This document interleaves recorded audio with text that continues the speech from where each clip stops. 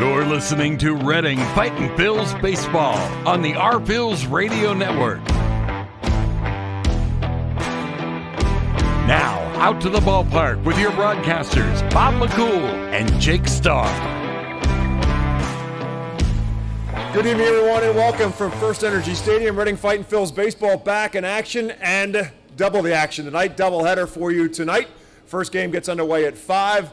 And the Reading Phillies and the Altoona Curve as they continue in game now 4 and 5 in this 6-game homestand for the Phillies and the Curve.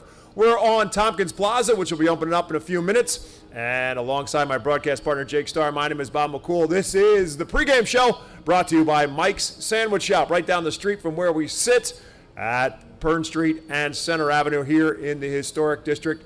And our guest, the man in the middle, is one of the men who were on the mound, I want to say last night, but it was Thursday night for the Phils, and that is Tyler Phillips. Tyler's pitched 5 innings coming out of the bullpen, although he is by trade now a starting pitcher for the Phils. And so, Tyler, let's talk about that. It's a great outing for you, 5 innings, didn't give up a run, struck out 5.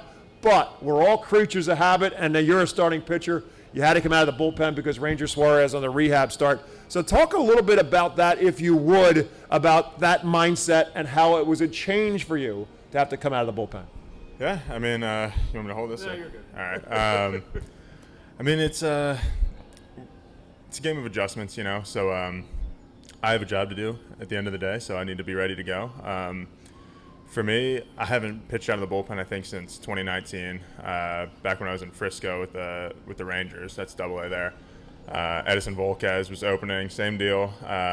He was doing a rehab start, so I've never been a fan of coming out of the bullpen. I give those guys a lot of credit. I don't know how they do it. That's a different side of the mental game that I haven't mastered yet. But for me, I talked with the coaching staff. I talked with some of the relievers, and they just gave me some advice on how to handle all of that. And honestly, it wasn't that bad. Right when Ranger got out there, I started playing catch on the mound. Tried to keep my routine pretty much the same, because it is the same game. I'm still, once I cross that line, I'm getting on the mound, and my job is to get those guys out and give my team a chance to win. So if I let any other outside things creep into my head, then it's just not going to go well for me. So just got to make that adjustment. My start, instead of being at 6:45, was at 7:15 for me. So it's a different time zone. Just one follow-up to that, and not to belabor the point, but there's also a guy here doing a rehab who you can kind of consult with a little bit, and that's Nick Nelson, because he's done that same thing throughout his career, really, and certainly at the major leagues, by being both a starter and being a long guy, being a reliever. So he's done a little bit of all of that, and he's here with you guys, so it's another guy you can kind of throw things by. Yeah, I mean, like I said, once you cross those lines, it's you got a job to do. And what we do with these two guys around, you can pick their brains as much as you want. They're both great guys to be around. But I think just observing them is the best thing you can do, just watching how they go about their business. They're true professionals about it, and that's what we all aspire to be. So it's really good having them around. So one thing me and you had a chance to talk about the other day before your start was just changing your mindset as your time progressed. And one of the adages that you kind of hit on was you wanted to be the best Tyler Phillips you could be, not try and be another pitcher that you're not. What brought you to that realization to try and focus more on that mindset side of things, and how did you kind of start to make that change? Well, I was talking to you about that the other day. When we were in Portland, one of our peak performance coaches was in town. Our mental skills coach, Bree, was in town, and I had a talk with her. We like to talk about self-awareness a lot. That was a big thing we talked about during spring. And I just kind of took a step back and reflected about how the beginning of my season was going. And for me, this is my first season since, what was it, 2021, 2020, I guess. So it's definitely a big change for me, just coming back into it and trying to compete again. When you're rehabbing that whole shutdown area, that 2021, it was more tinkering with things, trying to figure out who I am as a person and as a player. And throughout spring and rehab, nothing counted. So for me, I would just go out and have fun, mess around, talk to my teammates while they're hitting against me, just see what they saw out of me. So I had a really good spring, and coming into the season, I think for me personally, I was just starting to feel that things counted again. I was putting a little extra pressure on myself, trying to make everything happen in one outing, and not to mention the butterflies that would come back in, because after not pitching for 2 years, it's definitely something that I need to readjust or reacclimate to. So, like I said, when I took a step back and just looked at how my season was starting off, it wasn't exactly how I wanted to be. I would say that I was messing around with different personalities. I mentioned to you that I was trying to be like a tough guy, or like rah-rah, chest out. That's not me. That's pretty exhausting, honestly. My outing against Hartford, I was also not being me. It was a little bit more timid. I was trying to avoid bats, and that never goes well. So I had a great conversation in the dugout with David Parkinson and Mick Abel. We were talking about just how hitters, their approaches, how their stats play, and pitchers, we're at the advantage all the time. I mean, for one, they don't know what we're throwing. You look at us, we're all pretty physical pitchers, and we look at their averages, and their averages in baseball, you go 3 for 10, and you're doing pretty good for yourself. So the conversation we had was just like, yeah, that's a lot of failure. So I'm going to put the cards on my side and just go right at guys and challenge them and make them hit the ball. So that was a big mindset change that I had that I think contributed to my success last outing. When you look at a baseball team from our perspective, pitchers hang with pitchers, hitters hang with hitters. I thought it was interesting, one of the comments you brought up Mick Abel, that Mick was talking about in his time with the Phillies in spring training. He actually got some advice talking to Reese Hoskins and talking to him about how he saw his pitchers. So it's kind of a different mindset, because you just talked about it, that you're talking to your pitchers and fellow pitchers. Once in a while, you pick the brains of the hitters and see what they're thinking and what they're viewing from you as a pitcher, and it kind of might change your perspective a little bit. Yeah, I mean, it's super valuable to just use all the resources you have. And I genuinely believe it's from the top down. We watch how the big leagues handle their business, and they're all open, they're all friendly, they're a team, they're brothers. And what I noticed being with the Phillies is that that's how it is the whole way through the system. I'll give an example here. During spring training, I would ask Carlos De La Cruz. I'd ask him to come and stand in on bullpens, and I think I would just run through a sequence on him, and he'd tell me what he saw. He'd tell me if he saw something, if he would hit it, and we would just talk about what he would be looking for as a hitter there. And I think the chemistry all throughout the organization is one where you can go and approach a hitter if you need to, or a hitter can approach a pitcher if you need to, because at the end of the day, we're all trying to win. We're trying to contribute to the ultimate goal, and to make it to the big leagues and win a World Series. But here in AA, we're trying to win games, and we all want to progress through our career. So I think that here, AAA, low A, high A, wherever you are, big leagues, I think that they've done a good job of showing us how to handle our business. And after the year off last year from the surgery, you had the chance to get the opening day start for this team. What did that honor mean to you, to get the ball to start the season pretty much right away? I was pretty excited about it, honestly. It's always a huge honor to just kind of lead the charge for your squad, and I love being like that silent leader. That's a role that I like to have. Just go out and do business, and my goal is to throw as many innings as I can and to put my team in that position to win. And it's not necessarily being the opening day guy or like being the man to go to. How I see it is the guys who come after me, I'm setting the tone for them. So if I go 5 innings and Mick was the day after me, I'm expecting him to go 6. And then whoever was after him, Josh Hendrickson, I'm expecting him to try to go 7. And I want us to build off of each other. So I think it's a huge honor for me, just being an older guy after the surgery. I mean, I put in a lot of hard work throughout my rehab and throughout my spring training to put myself in a position to do that. And the organization putting their trust into me to be that guy, that tickled me a little bit. I'm not gonna lie. I was pretty happy about it, and everyone understands their roles, and like I said, I just want to build off of each other. Jake mentioned the surgery, and that's the words that nobody wants to hear in the world of baseball anymore, and that's Tommy John surgery. It cost you all of 2022. It actually happened for you at the end of the 2021 season. When you look back on it, were you kind of pitching through some pain and some issues through 2021 before you had to really make the realization that, you know what, it's time? Yeah, I mean, my story, I could go on for a long time about that one. Like I said, I mean, throughout 2020, there was a lot of, I'll try to make this as short as I can. Throughout 2020, there was a lot of just messing around with new things or trying to hit different pitch metrics. So for me, I was just messing around with a lot of different arm slots, arm actions, release points, trying new pitches when I was in Texas.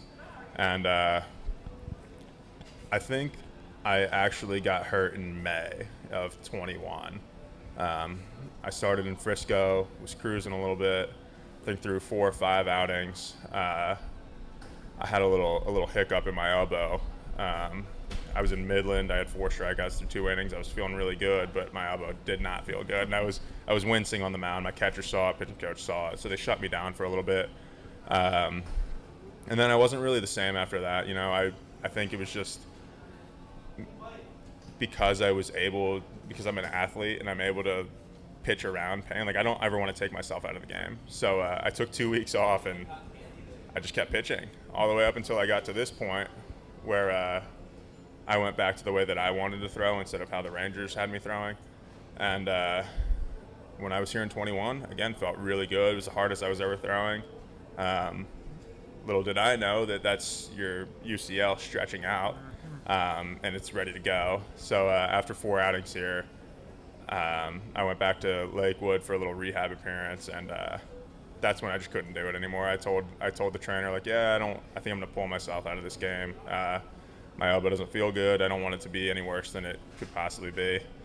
Next day I got an MRI and it was fully torn. So when I got my surgery, my surgeon, Dr. Kremchek, he was a Reds doctor.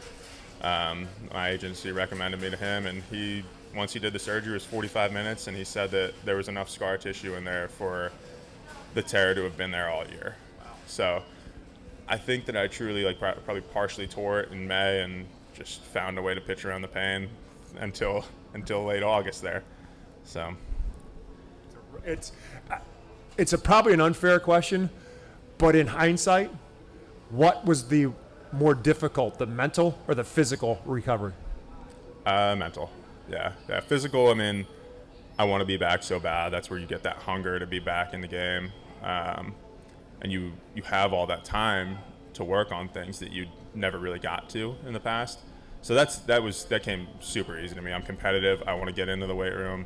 I want to be the strongest guy there. I want to be the fastest guy there. And I might not be, but I'm going to do everything I can to improve to get to that point. The mental side was a killer, though. When I'm sitting at home after my early morning day and I'm watching opening day games, I have a lot of teammates who are in AAA in the big leagues. And I'm watching them, and I'm watching them be successful, and I'm watching them go and get to do the things that they love. That really hurt me. So what I did have to do to cope with that a little, I downloaded MLB The Show, played a lot of that as myself, and practiced pitching there because I couldn't do it in real life. But I think that was the hardest part, and going through. I mean, you get your arm cut open, right? You're healing, but you want to compete when you go out and play, when you're finally able to start playing catch, and your arm doesn't feel good, and you want it to feel good. You know what you felt in the past before, but that's where the mental skills coaches, they come into play. And we have some really good people with the Phillies, and they help walk me through it. And they said, dude, you got cut open, you're not going to feel good. But if you look this good and you don't feel good, imagine how you're going to be when you're feeling healthy. So it was just constant every day. And there's some people here right now, Brittany Gooch and Aaron Barrett. They're here with Ranger and Nick right now, and they're still telling me the same things. So the mental side, it's nonstop in baseball. The physical side, it's pretty easy. I mean, you come in if you want it that bad, the physical side comes easy. But mental, that's where you really got to work. And what'd you learn about yourself in that year off? I will say that I learned how to be a dad a little bit. At the time, my son was 13 months old when we first got to Clearwater, and I think I really needed that. I think I really needed that time off to just be a dad and to just get rid of some pressures. And that's, again, what I'm talking about is that mental side of the game. You want to be in the big leagues so bad, and you end up putting too much pressure on yourself as a player, and everyone's guilty of it. I think that's really the biggest thing that I learned was how to just relax, go out and have fun. I mean, I don't think that Bryce Harper's going out there and putting pressure on himself or Aaron Nola. Like, they obviously want to win, but they're just doing what they love, you know? So that's what I tried to get back to, is just not being such a perfectionist. You know, like, it's good to be a perfectionist. It's good to want to compete and to want to be the best, but I took that time to just be a human again, you know, and not be a robot. Just be a dad, go out, do my rehab, and get back home and just reflect on some things. And that was really big for me. And how hard is it as a pitcher? And really, it's any positional player, especially when you come back from a ligament tear. You're back on the mound for the first time, just to think to yourself, you know, not to pitch scared, because I'm sure so many guys come back and they pitch in their head, I want to do everything I can not for it to snap again, not to make the same mistake I made last time. How do you just completely let go of that and just mentally try to get over that block of I don't want to get hurt again and just pitching not scared? Yeah, I mean, I haven't felt that in a long time. But I know that's something that a lot of guys go through, and I went through it early. And right when I first started my live BPs, you just kind of, it's hard. It takes like a warrior's mindset, I think. You know, there's a lot of guys who are still rehabbing now, and a lot of guys that in my time throughout rehab that were fresh off their surgeries. They would ask me like how do you just like turn it off? I'm like, dude, you just leave it in God's hand, you know. If it's gonna go, if you're gonna get hurt, you're gonna get hurt. But for me personally, if I went and did all the work that I needed to, if I got into the weight room, didn't skip a rep, if I did everything that my PTs asked of me, if I took care of my dry work and did everything right, just replicated everything, I trusted that I wasn't going to be hurt.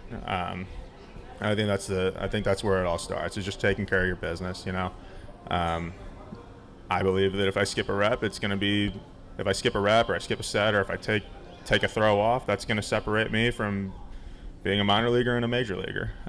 So I put that into my rehab. I put that in my elbow, and I said if I skip a rep or take a throw off or take a set off, that's going to separate if I'm healthy or not. So I think you just got to trick yourself into saying, just taking that governor off and just going for it. This is the pregame show, Fightin' Phillies and the Altoona Curve. And again, first pitch of game one of the doubleheader is scheduled for 5 o'clock here at FirstEnergy Stadium. And our pregame show is brought to you by Mike's Sandwich Shop. The people here in the Historic District will tell you the best cheesesteaks in town. Tyler Phillips is our guest. He's a South Jersey native, which means you know a little bit about cheesesteaks. How much education time have you spent with the guys in that clubhouse to explain to them what a real cheesesteak is? I don't think that they'll ever get it.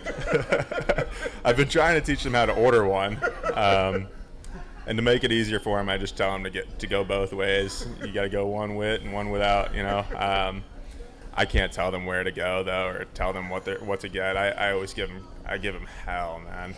If they go to some random place and say, yeah, I'll take a Philly cheesesteak. Like if we're in like Texas, I'm like, that's not a Philly cheesesteak, dude. Get out of here. Exactly right.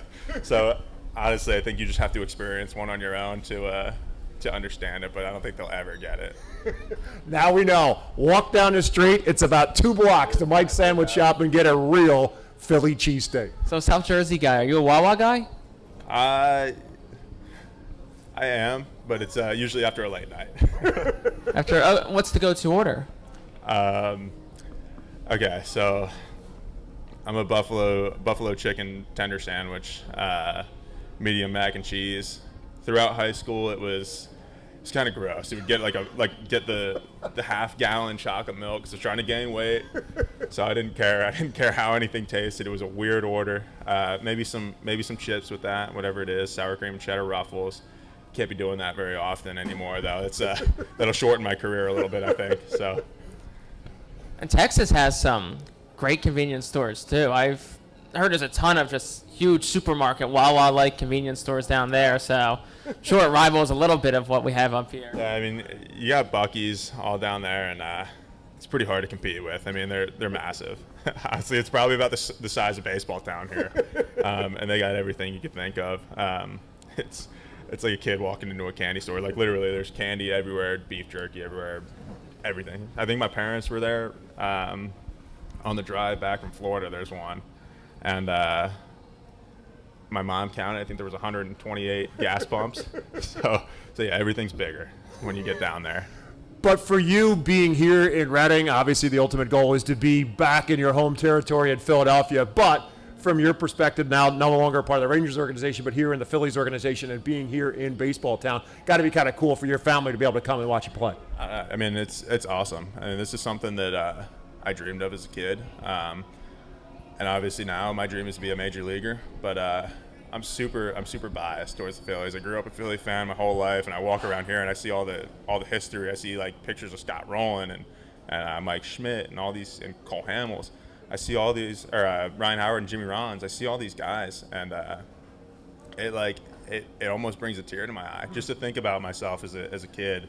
I don't think I ever made it to Reading as a child, but I've been to every other affiliate. I used to go to Lakewood all the time growing up. I did my area code tryouts in Lehigh. Like it's just, it means a lot, and I'm an hour and a half away from home.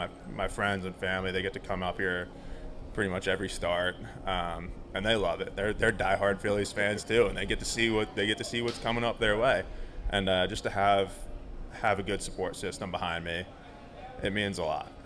It's the beauty of baseball town. Tyler Phillips, thanks for spending some time with us. We're going to let you go. We know you got to get back to work, and you and Jake and I have to get back to some work as well. First pitch scheduled for 5 o'clock. The Reading Fightin' Phils, the Altoona Curve on the Reading Phils Radio Network. International Fireworks is the official fireworks provider of the Phils. International Fireworks shoots every fireworks show throughout the season, including 8 Mega Blast fireworks shows. International Fireworks also provides the pregame fireworks after the national anthem at each game. International Fireworks has a nearby retail store in Douglasville, Pennsylvania, where you can purchase all of your fireworks. Visit fireworksareus.com for more information about the International Fireworks retail store in Douglasville. Thanks again to International Fireworks, the official fireworks provider of the Phils. Star City Boxing, located at 4760 Schuylkill Avenue in Reading, is a 501c3 non-profit boxing gym unlike any other. Our goal is not only to help you be fit, but to be the best outlet for our youth and community. We welcome anyone who wants to improve their way of life, be fit, and box competitively or non-competitively. We work with you to reach your goals in and out of the gym. Stop in and meet our stars today. Check us out and follow us on Facebook, Instagram, and Twitter for upcoming events and happenings. And visit our website today at starcityboxing.org for more information on how to join, volunteer with our youth, or support our efforts in the community. Star City Boxing is a proud continued 2023 Phils Fiesta Friday partner. The Penn State Health St. Joseph's 67 Club is the original hospitality area at FirstEnergy Stadium. Conveniently located along the third base side, the 67 Club gives you a front row seat to all the action at the hot corner. The area is safely protected from line drives with a large see-through net. Starting at $34, groups of 20 or more can enjoy a 2.5-hour all-you-can-eat buffet. Children 4 and under are free. Visit rphils.com or call us at 610-370-BALL to reserve your group outing today.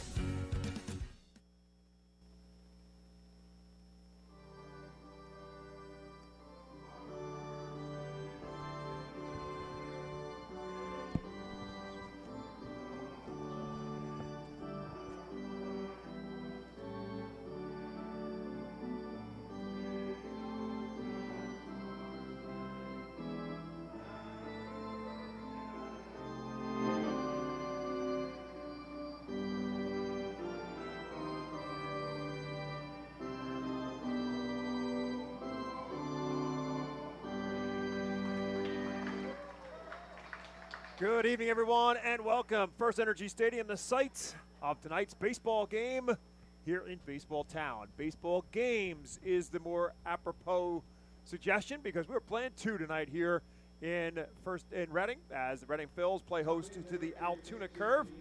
First up is game 4 of this 6-game series. Altoona has won 2. Reading has won 1 so far. Alongside my broadcast partner, Jake Starr, my name is Bob McCool. As we take a look at the starting lineup, brought to you by Golden Oaks Landscaping for the Curve. Leading off in second base is Leova Peguero. Batting in the 2-hole, Henry Davis. He is again behind the plate. Batting third is Domingo Leyba at third base. Batting in the cleanup spot, Matt Gorski in left field. Batting fifth is first baseman Jacob Gonzalez. Batting sixth is the designated hitter Lolo Sanchez. Batting seventh in the starting lineup tonight in right field is Fabricio Macias. Batting eighth is shortstop Andres Alvarez. And batting ninth is center fielder Matt Frazier. They will be taking on left-handed starter for the Fightin Phils, Josh Hendrickson. Josh Hendrickson, the 25-year-old from Perth, Australia, making his 4th start of the season. 0-1, a 2.25 ERA in 12 innings pitched, 13 hits allowed, 7 runs, just 3 earned. 6 walks to 12 strikeouts. Opponents hitting .265 against the lefty last time out at Portland. Set a season high with 5 strikeouts over 4 innings pitched. 6 hits, 2 runs, both earned. 2 walks through 77 pitches, 50 of them for strikes. And the defense behind Hendrickson, Matthew Kroon in left field, Johan Rojas is in center, Madison Stokes is in right, Carlos De La Cruz is at first base, Oliver Dunn at second, Pedro Martinez at short, Wendell Rijo gets the start tonight at third base, and behind the plate is Herbert Iser, as we are set to go for game 1. Again, game 1 of a doubleheader. 7 innings of baseball in the minors for doubleheader action. And we are about to get underway. Our game time temperature at 58 degrees, not much of a wind blowing. About 3 to 4 miles an hour is about it. EPAW Weather Consulting, source for public and private forecasts. Pennsylvania, New Jersey, Delaware, and northern eastern Maryland, bringing you our game time forecast. Josh Hendrickson delivers the first pitch for a ball, comes back with a 1-0 count. That is a bit low, and now he falls behind 2 balls and no strikes. To Peguero, who's at .228 on the season. 4 out of 11, however, in this series. And he swings the 2-0 pitch, lofts it into shallow right field. Madison Stokes gives it chase towards the line and will squeeze it for an easy out number 1. Nice job by Hendrickson. Gets behind on the count early, gets a fastball in the outer half of the plate, and he gets Peguero to fly it out towards right. Bit of a misty type precipitation, it looks like. See the umbrellas out below us. We're not calling for rain tonight, but definitely a bit misty. Henry Davis steps in. Davis, the power-hitting catcher, takes one of the letters, and for a called strike that he doesn't necessarily care for, and turns around, takes a look back at our home plate umpire, Judd Corey, and then swings at the next pitch and beats it foul into the ground, and quickly Hendrickson works ahead of him. No balls and 2 strikes. Davis, .269 on the season, a double, a triple, and the aforementioned 5 home runs, including 13 RBIs as well. For the number 3 prospect in the Pirates organization, swings at this one and off the end of his bat towards Carlos De La Cruz, who will make the play all by his lonesome at first base. 2 easy outs so far for Hendrickson, and that'll bring up Domingo Leyba. Nice job by Hendrickson early, pitching to contact. It's something that Tyler Phillips actually talked about in the pregame show just before we went on the air a couple moments ago, that you look at baseball players, most of them only get on base about 25% of the time they're at the plate. So you pitch to contact, statistically, you're more likely than not to get an out. Leyba at .377 as he steps in, lofts this one into left field. Matthew Kroon will get the opportunity as he drifts to his left and makes the catch in left field. And it's an easy 1-2-3 inning for the Curve. We'll take a timeout. We come back on the Reading Fightin Phils radio network. It's the Phils to the plate in the bottom of the first. Gear up for Fightin Phils season.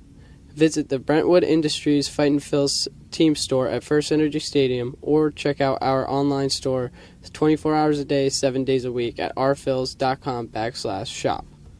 We have a wide variety of Fightin Phils hats, t-shirts, kids apparel, and more. Looking for something new? Check out our latest selections of Los Luchadores de Reading and Reading Hot Dogs gear. Plus, throwback, black, Our Train, Our Phils attire. Root for your Fightins in style. Stop by the Brentwood Industries Fightins team store or ourphils.com/shop. ROG Orthodontics is the proud official partner of the ROG Orthodontics Fightin' Phil's Kids Club. Join today at Fightins.com to get your free ROG Orthodontics Kids Club t-shirt and visit FantasticSmiles.com for more information on why ROG Orthodontics is voted #1 in Berks and Monco. ROG Orthodontics and the Fightin' Phils, two great hometown partners. Fans, nothing beats a great day at Golden Oaks Golf Club. Located just minutes from Reading, Golden Oaks is a beautiful, award-winning golf course open to the public with perfect greens, lush fairways, and a course playing for 5 sets of tees.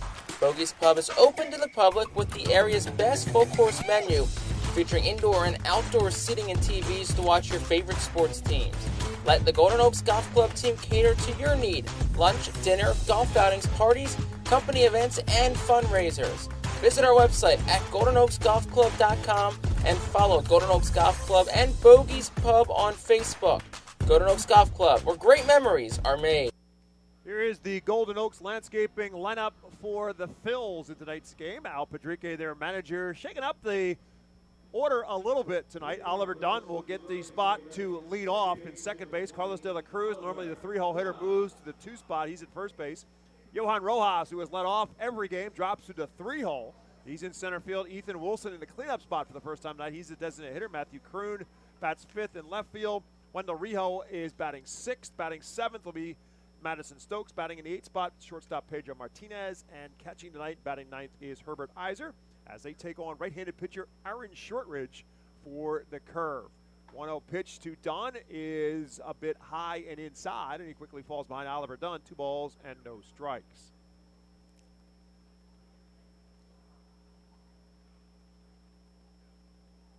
Swings through the 2-0 pitch. Shortridge making his 5th appearance this year, 4 start, 1-1, a 5.40 ERA, as Dunn needs some more pine tar for his bat. Obviously, with the slippery conditions, 15 innings pitched, 16 hits allowed, 11 runs, 9 earned, 5 walks, and 12 strikeouts. Actually pitched in relief for the first time in his career for his first appearance of the season against New Hampshire on April the 6th, but it's been 3 straight starts since, 2 at Erie and 1 last week against Bowie. So a little more sticky residue on his bat handle. Oliver Dunn steps back in, takes one up high, 3-1. Dunn had seen his batting average slip below the 300 mark after a 1 for 12, but he snapped that last night by going 2 for 3, and the average now back at 310 as he lifts this one foul and out of play, and so he runs the count full now with 3 balls and 2 strikes. 6 doubles, which leads the way for the Phils, a triple, a home run, and 8 RBIs for Oliver Dunn. Today's our Phils team leaders brought to you by Cross Country Mortgage Loan Officer Johanna Arias. As the 3-2 pitch comes to Dunn, and this one popped into shallow left field. Should not be a problem for Matt Gorski, and it isn't, for the first out in the inning. And again, the team leaders is a 3-way tie in the RBI column between Dunn, Johan Rojas, and Matthew Kroon. We'll see if somebody can break that 3-way tie tonight in the RBI leader category. That's today's Cross Country Mortgage Loan Officer Johanna Arias, our Phil's team leader. Contact Johanna today, 484-554-9969, or you can email her at johanna.arias@myccmortgage.com. De La Cruz finds a gap, right center field. It's going to roll all the way to the wall. Carlos De La Cruz will roll in with a stand-up double. That's got to feel good for De La Cruz. He fastball outer half of the plate, inside outside to right center. I always taught as a right-handed hitter, every ball you hit, you should aim to hit a line drive to right center field. That time he does it early in the at-bat.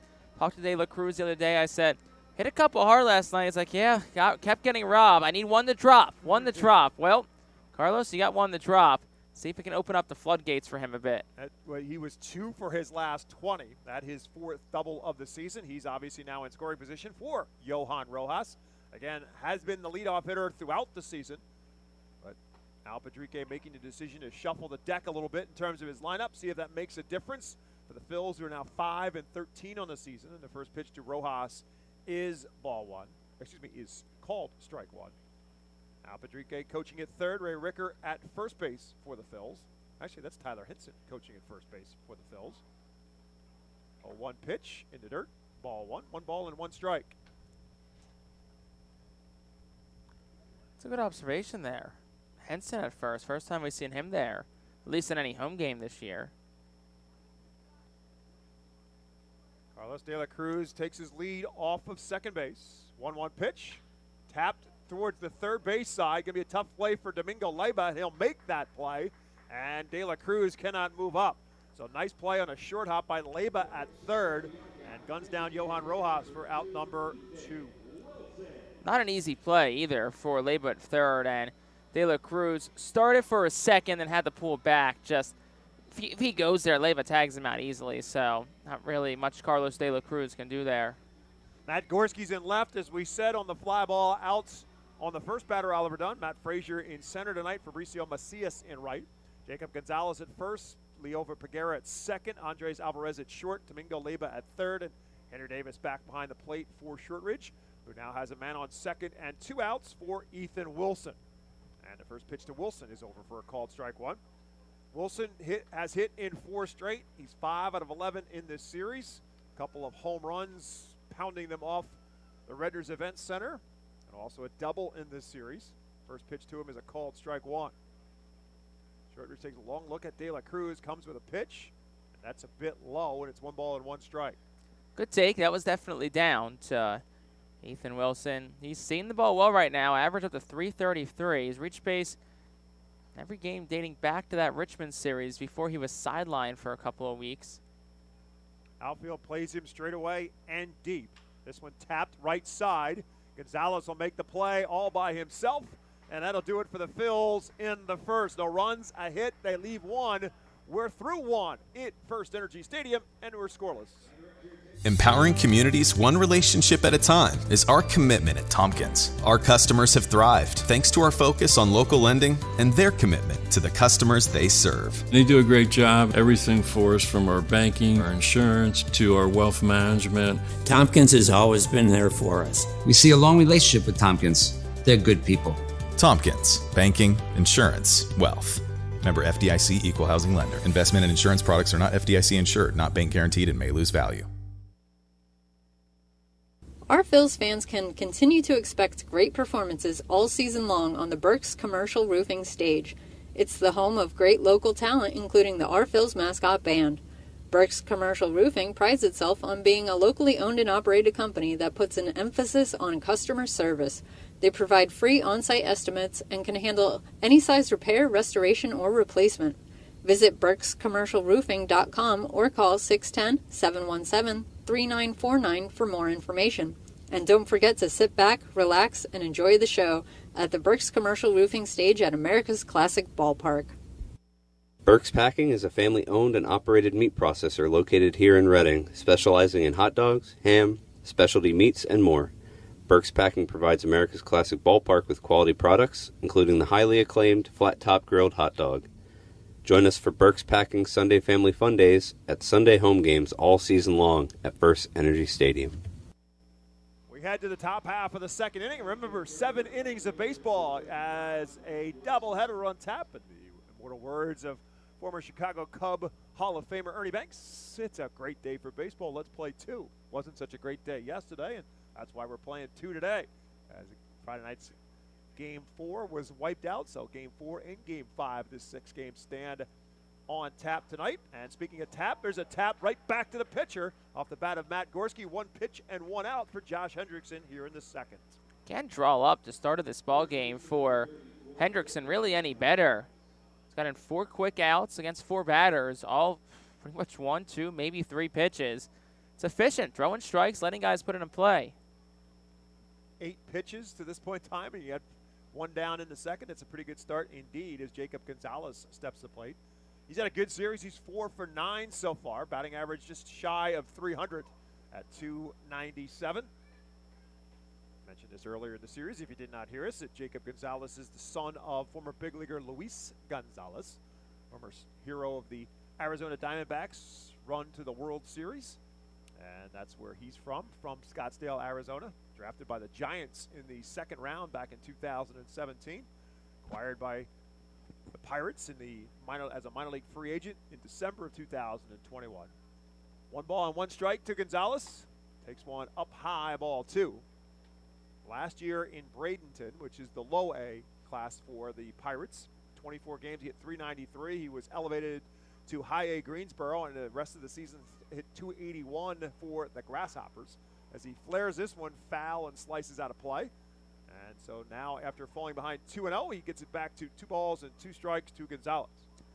Nice job again, like Hendrickson. First batter of the game, Liober Peguero, similar, got down to the count early and then started to attack back, pitched the contact, and got a fly out with 2-0. Similar situation here. Hendrickson, a guy who doesn't panic when he gets down to the count. Long look this time to his catcher, Herbert Iser. 2-2 pitches driven into center field. Rojas coming in. Can he get there? Oliver Dunn going back and makes a wonderful over-the-shoulder catch by the second baseman in shallow center field for out number 2. Looking like a wide receiver. NFL draft going on right now. Over the shoulder, high points it up high over a defender. It's a shame he didn't go to the University of Georgia, or else the Eagles would have picked him today, too. It's a very good possibility. Off the bat, I figured that was Johan Rojas' ball because he covers so much ground. Didn't think the second baseman had a shot at it, but Oliver Dunn never gave up on it. Good thing he did, because it probably falls in front of Rojas, but an over-the-back shoulder catch by Oliver Dunn is 2 outs for Lolo Sanchez. 1-0 pitch to him is outside. Again, he falls behind the batter, 2 balls and no strikes. As Jake said, that's now the third batter that Hendrickson has fallen behind 2-0. Hasn't phased him so far, as he retired 5 in a row and comes back with a breaking ball that's over for a called strike. Now it's 2 balls and a strike. Judd Corey calling the balls and strikes today. Gabe Alfonso is our first base umpire. Zdenek Zidek is the third base umpire. 2-1 pitch, way outside. Now it's 3-1.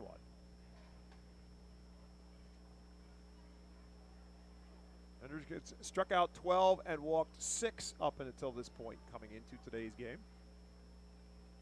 3-1 pitch, over at the knees for a called strike 2, and now he's got the count full.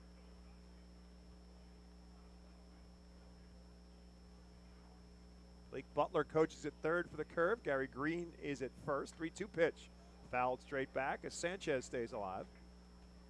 Sanchez just 1 out of 8 in the series. Batting average sits at .213. A couple of home runs and 6 RBIs for the Curve, who were 9 and 8 coming into play today. Full count pitch, tap towards the right side. Carlos De La Cruz will take it by himself. And a lot of weak ground balls off the arm of Josh Hendrickson so far as he's retired the Curve for a second consecutive inning here in the second. Well, to the bottom of the first, back to the Phils and a 0-0 score.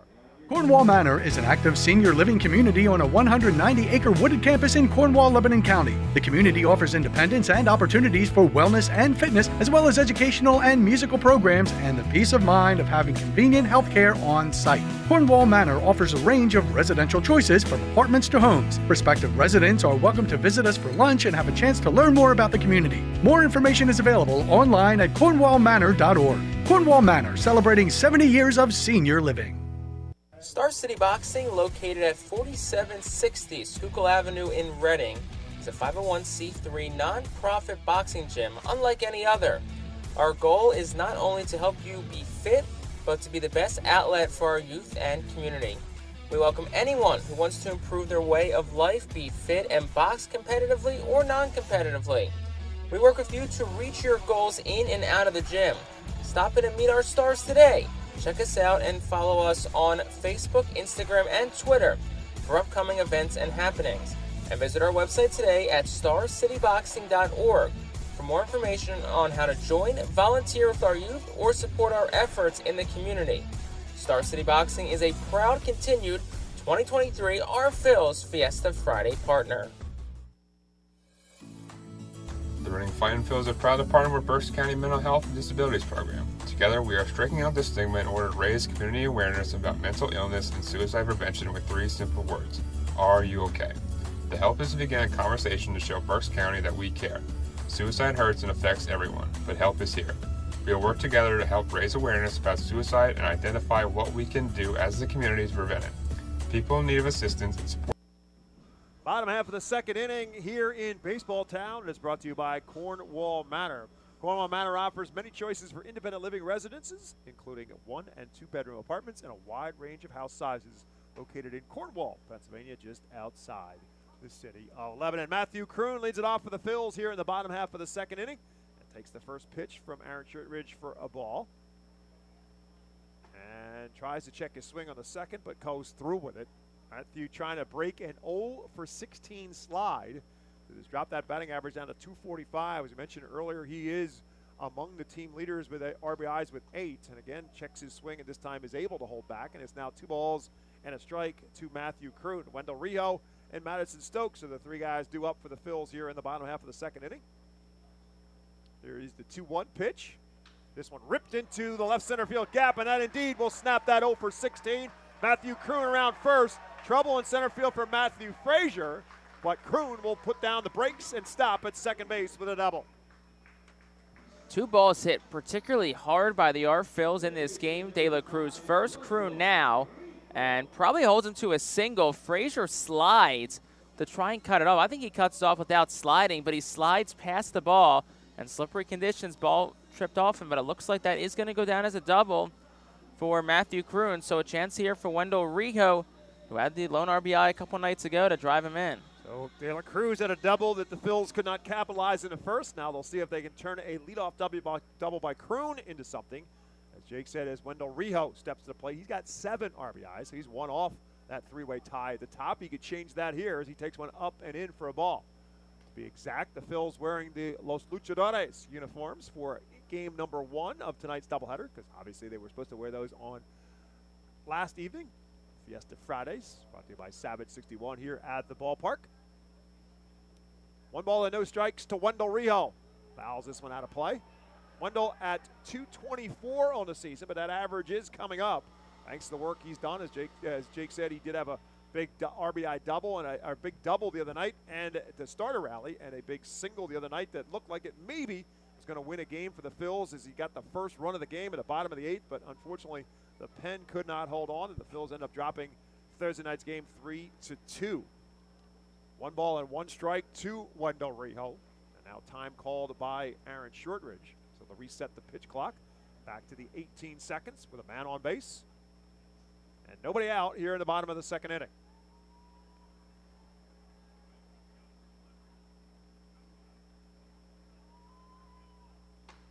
Up at the letters for Rijo. Rijo didn't think so. He kind of threw the hips out there thinking the ball was in tight. So he thought it was high and inside. But Judd Curry says, nope, ball strike 2. So now it's 1 ball and 2 strikes to Wendell Rijo.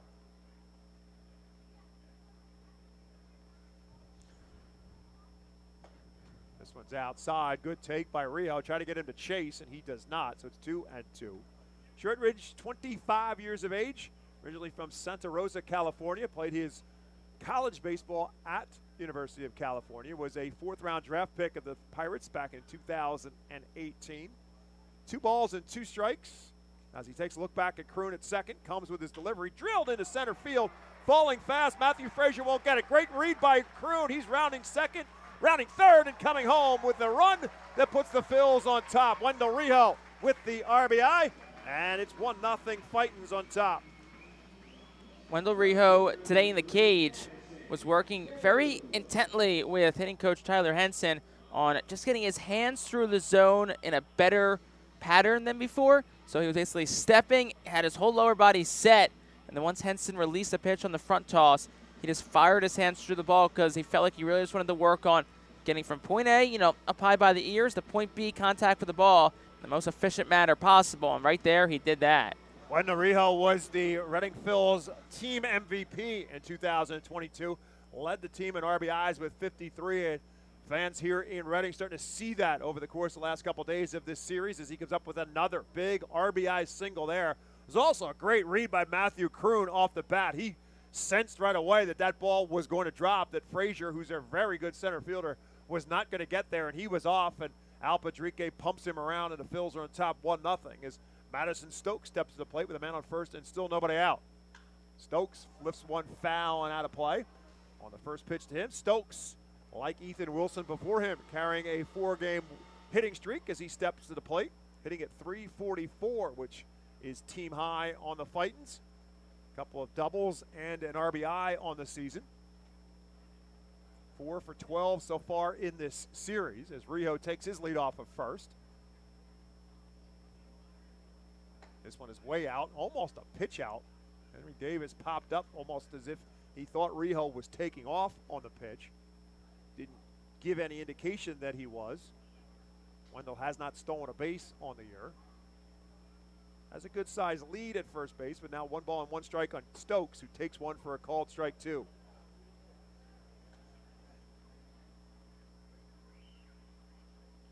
Crowd beginning to dwindle in for this doubleheader. Seats are available and fireworks tonight. So if you're listening to us on the Reading Fightin' Phil's radio network, come on out. Still room for you. See some more baseball and enjoy some fireworks as well as Stokes gets called out on strikes. Shortridge locks him up. 2 straight pitches that Stokes does not get the bat off the shoulder. And he is out number 1 here in the second inning. Good work there by Shortridge getting Stokes down on strikes. Stokes, who's swinging a good bat lately, but first strikeout tonight for Shortridge. Martinez up. See, they do have Rijo at first. Maybe they try and put him in motion. Pedro Martinez batting not in the 9-hole for the first time in this season as he bats in the 8-hole.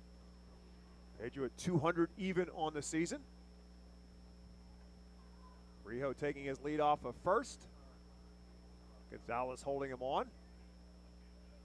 For the switch hitting Martinez, batting from the left-hand side and fouls this one back, and so quickly gets ahead of Pedro Martinez. No balls and 2 strikes.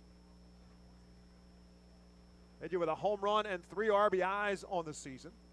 Originally signed as a free agent with the Chicago Cubs in 2018. Traded first to the Tampa Bay Rays in 2020 and then acquired by the Phillies for this 2023 season. Takes this one away, and it's 1 ball and 2 strikes as Shortridge tries to get Martinez to chase out of the zone.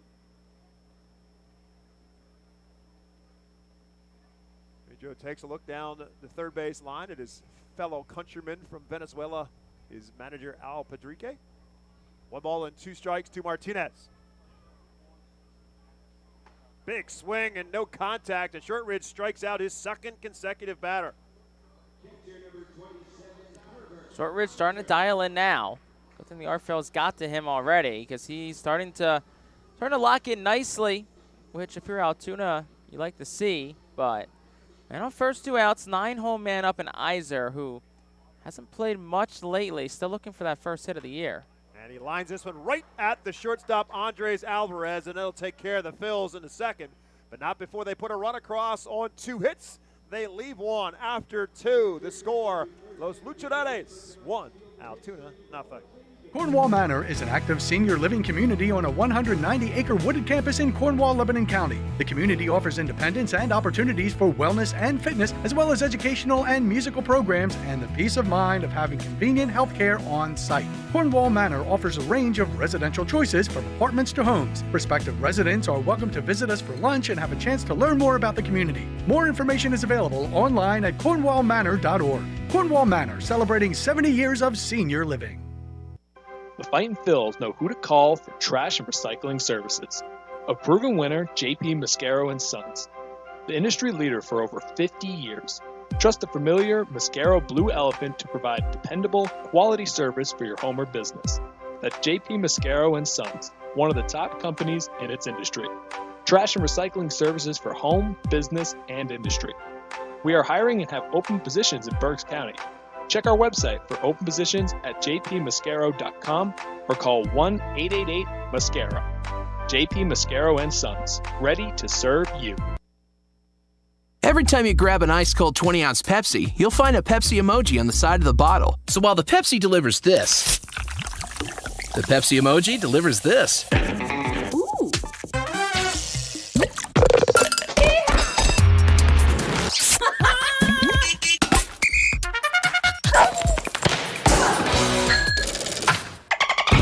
So go ahead, crack open a Pepsi and tell the world how you feel and what you love with Pepsi emojis. Say it with Pepsi. Top half of the third inning, we head. Manor Golf Club, established in 1928, is one of the oldest public golf courses in eastern Pennsylvania, located conveniently between Philadelphia, Lancaster, Allentown, And in Seeking Spring, the Manor Golf Club offers a true test of golf with a traditional championship-style course where shot making takes precedence over length. Visit themanorgolfclub.com for more information. 1-0 is our score. Reading Fightin Phils and the Altoona Curve, Game 4 of the 6-game homestand for the Phils. They'll be on the road, headed to New Hampshire to begin a series on Tuesday. First pitch swinging is Fabricio Macias, and he ends up getting the Curve's first hit as he slaps one back through the box and into center field for a single. Could be sitting by Macias, knows that Hendrickson is around the strike zone, so just goes after that first pitch and puts it back up the middle. So that will bring up Andres Alvarez.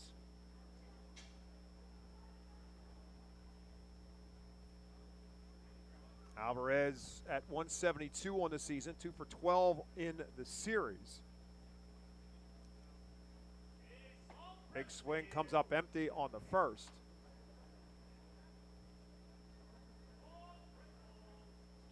Two doubles, a home run, and 8 RBIs on the season for Alvarez. Felix Crabb, the manager for the Curve, has juggled his second, short, and third baseman throughout this series. Alvarez has played short and third. Leova Piguero playing at second base tonight. Domingo Leyba at third base tonight. The three of them have kind of become somewhat interchangeable parts in a lot of ways for the Curve. Give musical chairs out there. Hendrickson gets an 0-2 spot. Now misses way outside, tries to get him to chase and cannot. So now it's 1 ball and 2 strikes to Alvarez. Matt Frazier, the 9-hole hitter, in the on-deck circle for the Curve.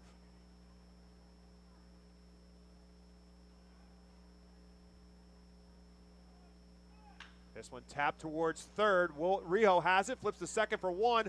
Dunn juggled it for a moment, but did he get it there in time? He did. Just a little bit of hesitation, a part of Dunn to get it out of the glove, but he got it there in time as it goes 5-4-3 on the double play. Hartfield's a team who didn't really turn many double plays the first couple of weeks of the season. They've started to turn it up this week. Maybe facing a team that leads the league in double plays turn. Gives you some pressure to do just that, but look at that replay there. Yeah, you see Dunn, a little bit of an issue on the exchange, but still able to get it out. That'll bring up Matt Frazier. Takes the first pitch for a called strike. You know, Jake, ever since you brought up that stat about how low they were in terms of double plays, they started to do it. So you might want to bring that up a few more times. Hey, we're going to invest their money's worth. Bring that up about their wins, too. As this one, a breaking ball that gets away from Hendrickson and hits Frazier. Got him right in the back. It was clearly a breaking ball based on the delivery of Hendrickson, and it just slipped out of his hands, and it got Frazier right in the back. So he's on first base now with 2 down. So back to the positional flexibility aspect for this Altoona squad. A guy like Andres Alvarez, so far this season coming into today, 5 starts at second, 7 starts at short, 5 starts at third. Piguero 10 at short and 4 at second. Drew Maggie's played a little bit of third as well. Second base has been a whole revolving door as well. But Alvarez and Piguero, mostly Alvarez, the guys who are really moving around like every day. So that'll bring up the top of the order and Leova Piguero. Piguero flew out to right field his first time up. And the first pitch to him is low for a ball. Piguero has been on base 7 times in 14 at-bats in this series, 4 hits and 3 walks. And lines this one into right field. Going to be a long run for Madison Stokes, and it will be over his head and 1 hop off the wall. Frazier rounding third. He is being waved home, and he will get there with an RBI double from Leova Piguero. We are tied at 1. Good piece of hitting by Piguero. Second time through. Saul Hendrickson 1 time already. Knew what to expect. I don't think they have a play at the plate, but Stokes has thrown to the cutoff a bit off. De La Cruz was actually backing up Dunn, who was out for the cutoff. You think maybe if they get it there to Dunn, you have a chance at a play of the plate, but fortunately at least De La Cruz there to keep the runner at second and Piguero. So that'll bring up Henry Davis, who grounded out back to the pit, back to first base his first time up, and that pitch looks like it must have hit Henry Davis. I didn't think it did, but based on his reaction, it clearly hit him in the foot. Mentioned that Henry Davis has been hit by a pitch a lot in his brief baseball career. 20 times a season ago. It's the second time in this series he got hit. It looked like it got him in the right foot. Yeah, that just looks like a breaking pitch from Hendrickson that he kind of yanked a little bit. Yeah, breaking pitch that just broke way too much towards that back foot of Henry Davis. Brad Bergeson's going to take a trip out because first 2 innings, Hendrickson's been cruising. I mean, pitch count, still keeping it pretty low, 29 through 2 2/3. But in this top half of the 3rd inning, he's definitely starting to labor a little bit. And some of that just comes second time through, too. Double play, looked like he was out of it, and then all of a sudden that pitch slips out of his hands to Frazier. It puts him on base, then Figueroa makes them pay for it with the double. And now Davis gets hit by a pitch, so it's first and second and 2 outs. And Domingo Leyba, the 3-hole hitter, steps to the plate now for the curve. Tied at 1, top half of inning number 3. And again, 7 innings of play because we've got a doubleheader on tap today. Second game will begin 30 minutes after this one ends. Pitch to Leyba is a bit low, and it's ball 1. Leyba, the top hitter in the curve lineup, coming into today's game at 377. Second on the team in RBIs behind Davis with 11. He is 6 for 13 now in this series after flying out to left field his first time up. 1-0 pitch is again low, and it's 2-0. As Jake said, Hendrickson was cruising through 2 innings. All of a sudden, struggling a little bit with some command issues here in the 3rd. Hasn't walked anybody, but he's hit 2 batters, and now he's behind Leyba, 2 balls and no strikes. Bounces that one up there. Good block by Iser behind the plate. And that keeps the runners intact. Figueroa at second, Davis at first. 3 balls and no strikes now to Domingo Leyba.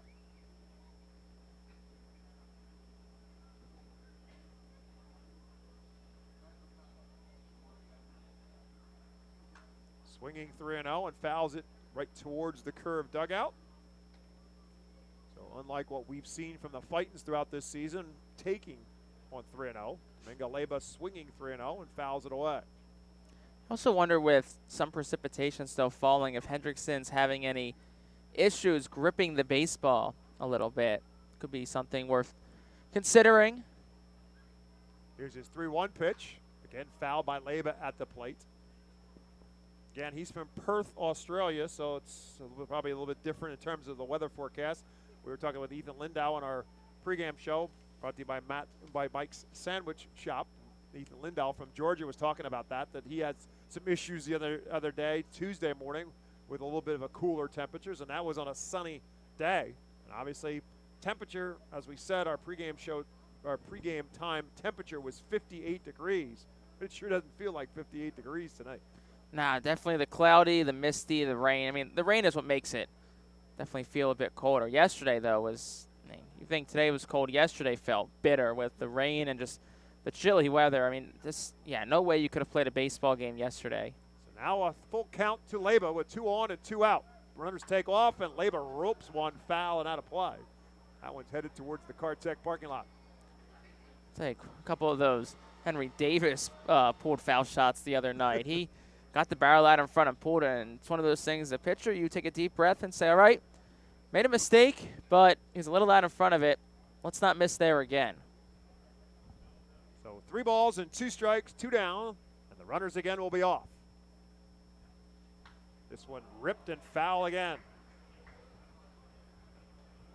So Leyba well out in front of the pitches from Hendrickson.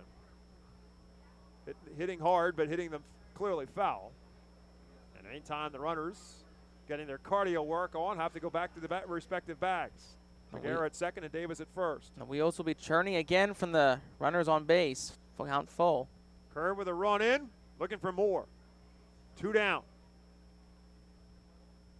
Swing and a miss, and that will do it as Hendrickson recovers and gets the 3rd out.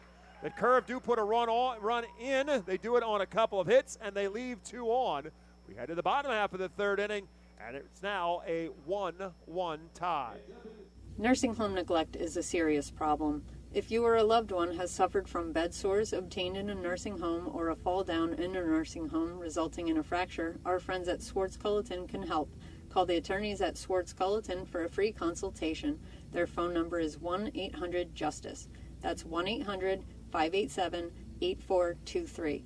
Once again, call 1-800-JUSTICE today. Swartz-Culleton is a proud sponsor of the Reading Fightin' Phils. Humane Pennsylvania is an innovative national leader in animal welfare with adoption centers, accredited nonprofit veterinarian hospitals, emergency animal rescue services, community pet assistance programs, and a free community dog park.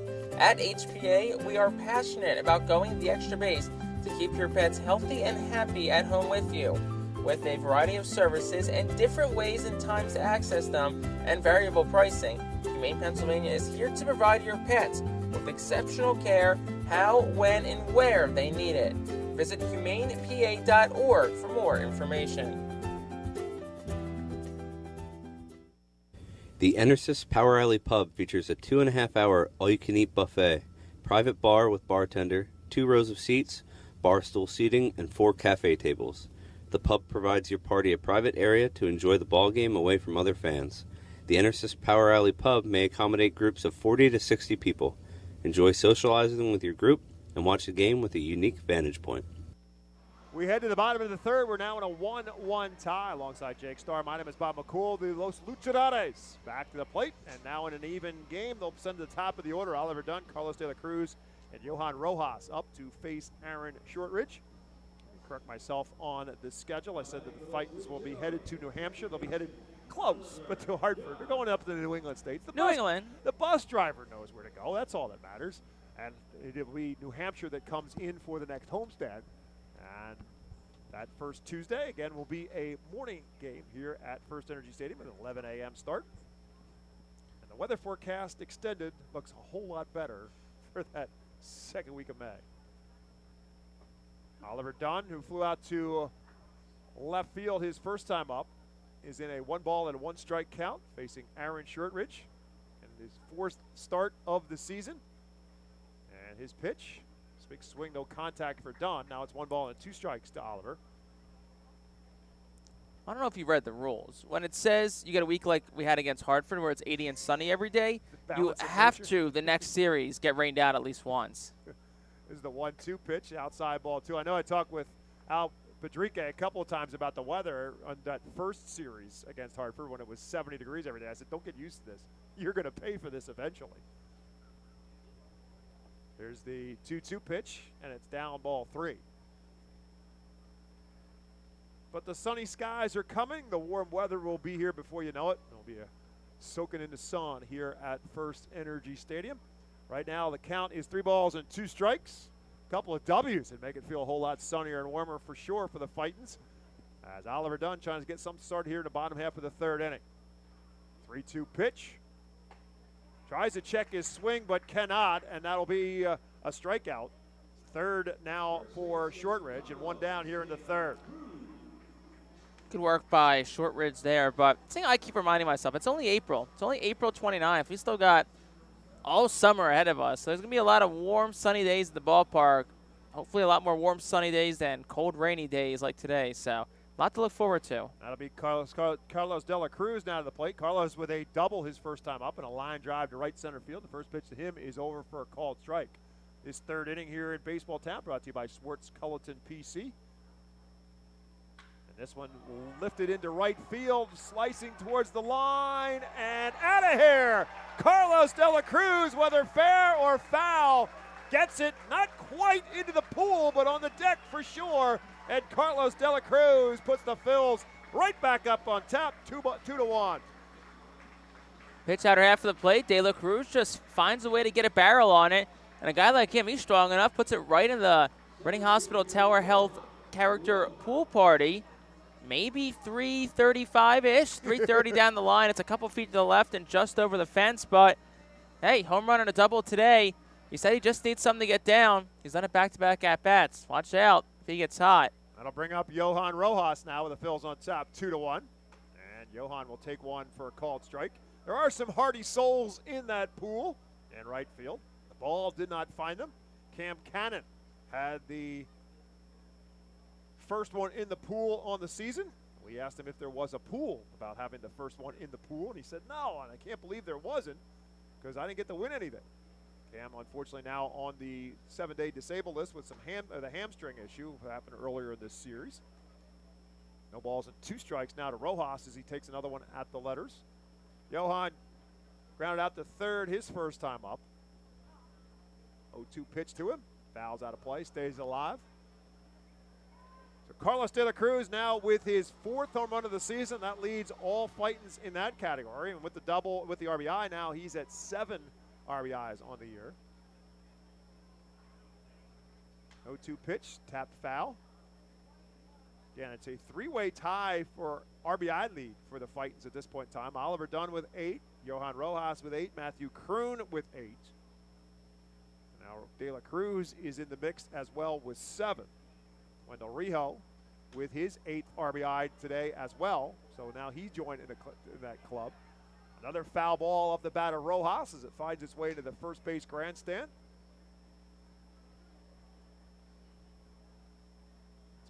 Beginning to fill up a lot more right now as this game has gone on. Again, game 1 of 2 on tap here tonight. 0-2 pitch, outside, ball 1. 1 ball and 2 strikes to Johan Rojas, who's now 2 for 12 in this series. A couple hits taken away from him early on in the series, and a big RBI in game 1 in the victory for the Phils. This one lined into center field. Frazier has a beat on it, and Matt Frazier will squeeze it for out number 2 here in the 3rd. They haven't caught, but our Phil's hitting a lot of balls hard today. De La Cruz a couple, Kroon, Rijo, each hitting some balls hard today. It's got to feel good if you can do that. And you look at Johan Rojas' numbers, and again, coming in at 219, but he's had some hits taken away from him. He's hit the ball hard, and he's getting on base as well. But the numbers not showing up as Ethan Wilson will step to the plate.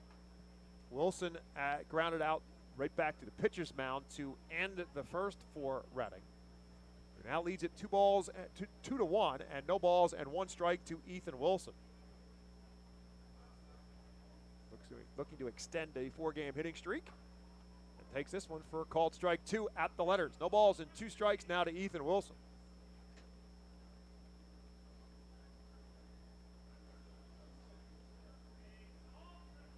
This one tapped foul. Tyler Henson plays a little ole with his Luchadores uniform on. All he needed was that red flag to wave, as he was not about to field it. That's why he's the hitting coach, not the fielding coach. No balls and 2 strikes to Ethan Wilson. Again, taps this one foul.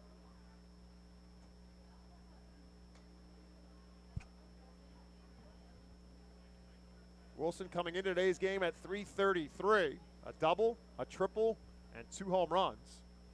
And those 2 home runs coming in this series.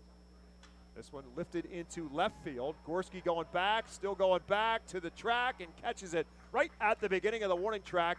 And that'll do it for Reading, but they put a run across. They do it on the home run by Carlos De La Cruz. After 3 in baseball town, it's the Fightins 2, the Curve 1.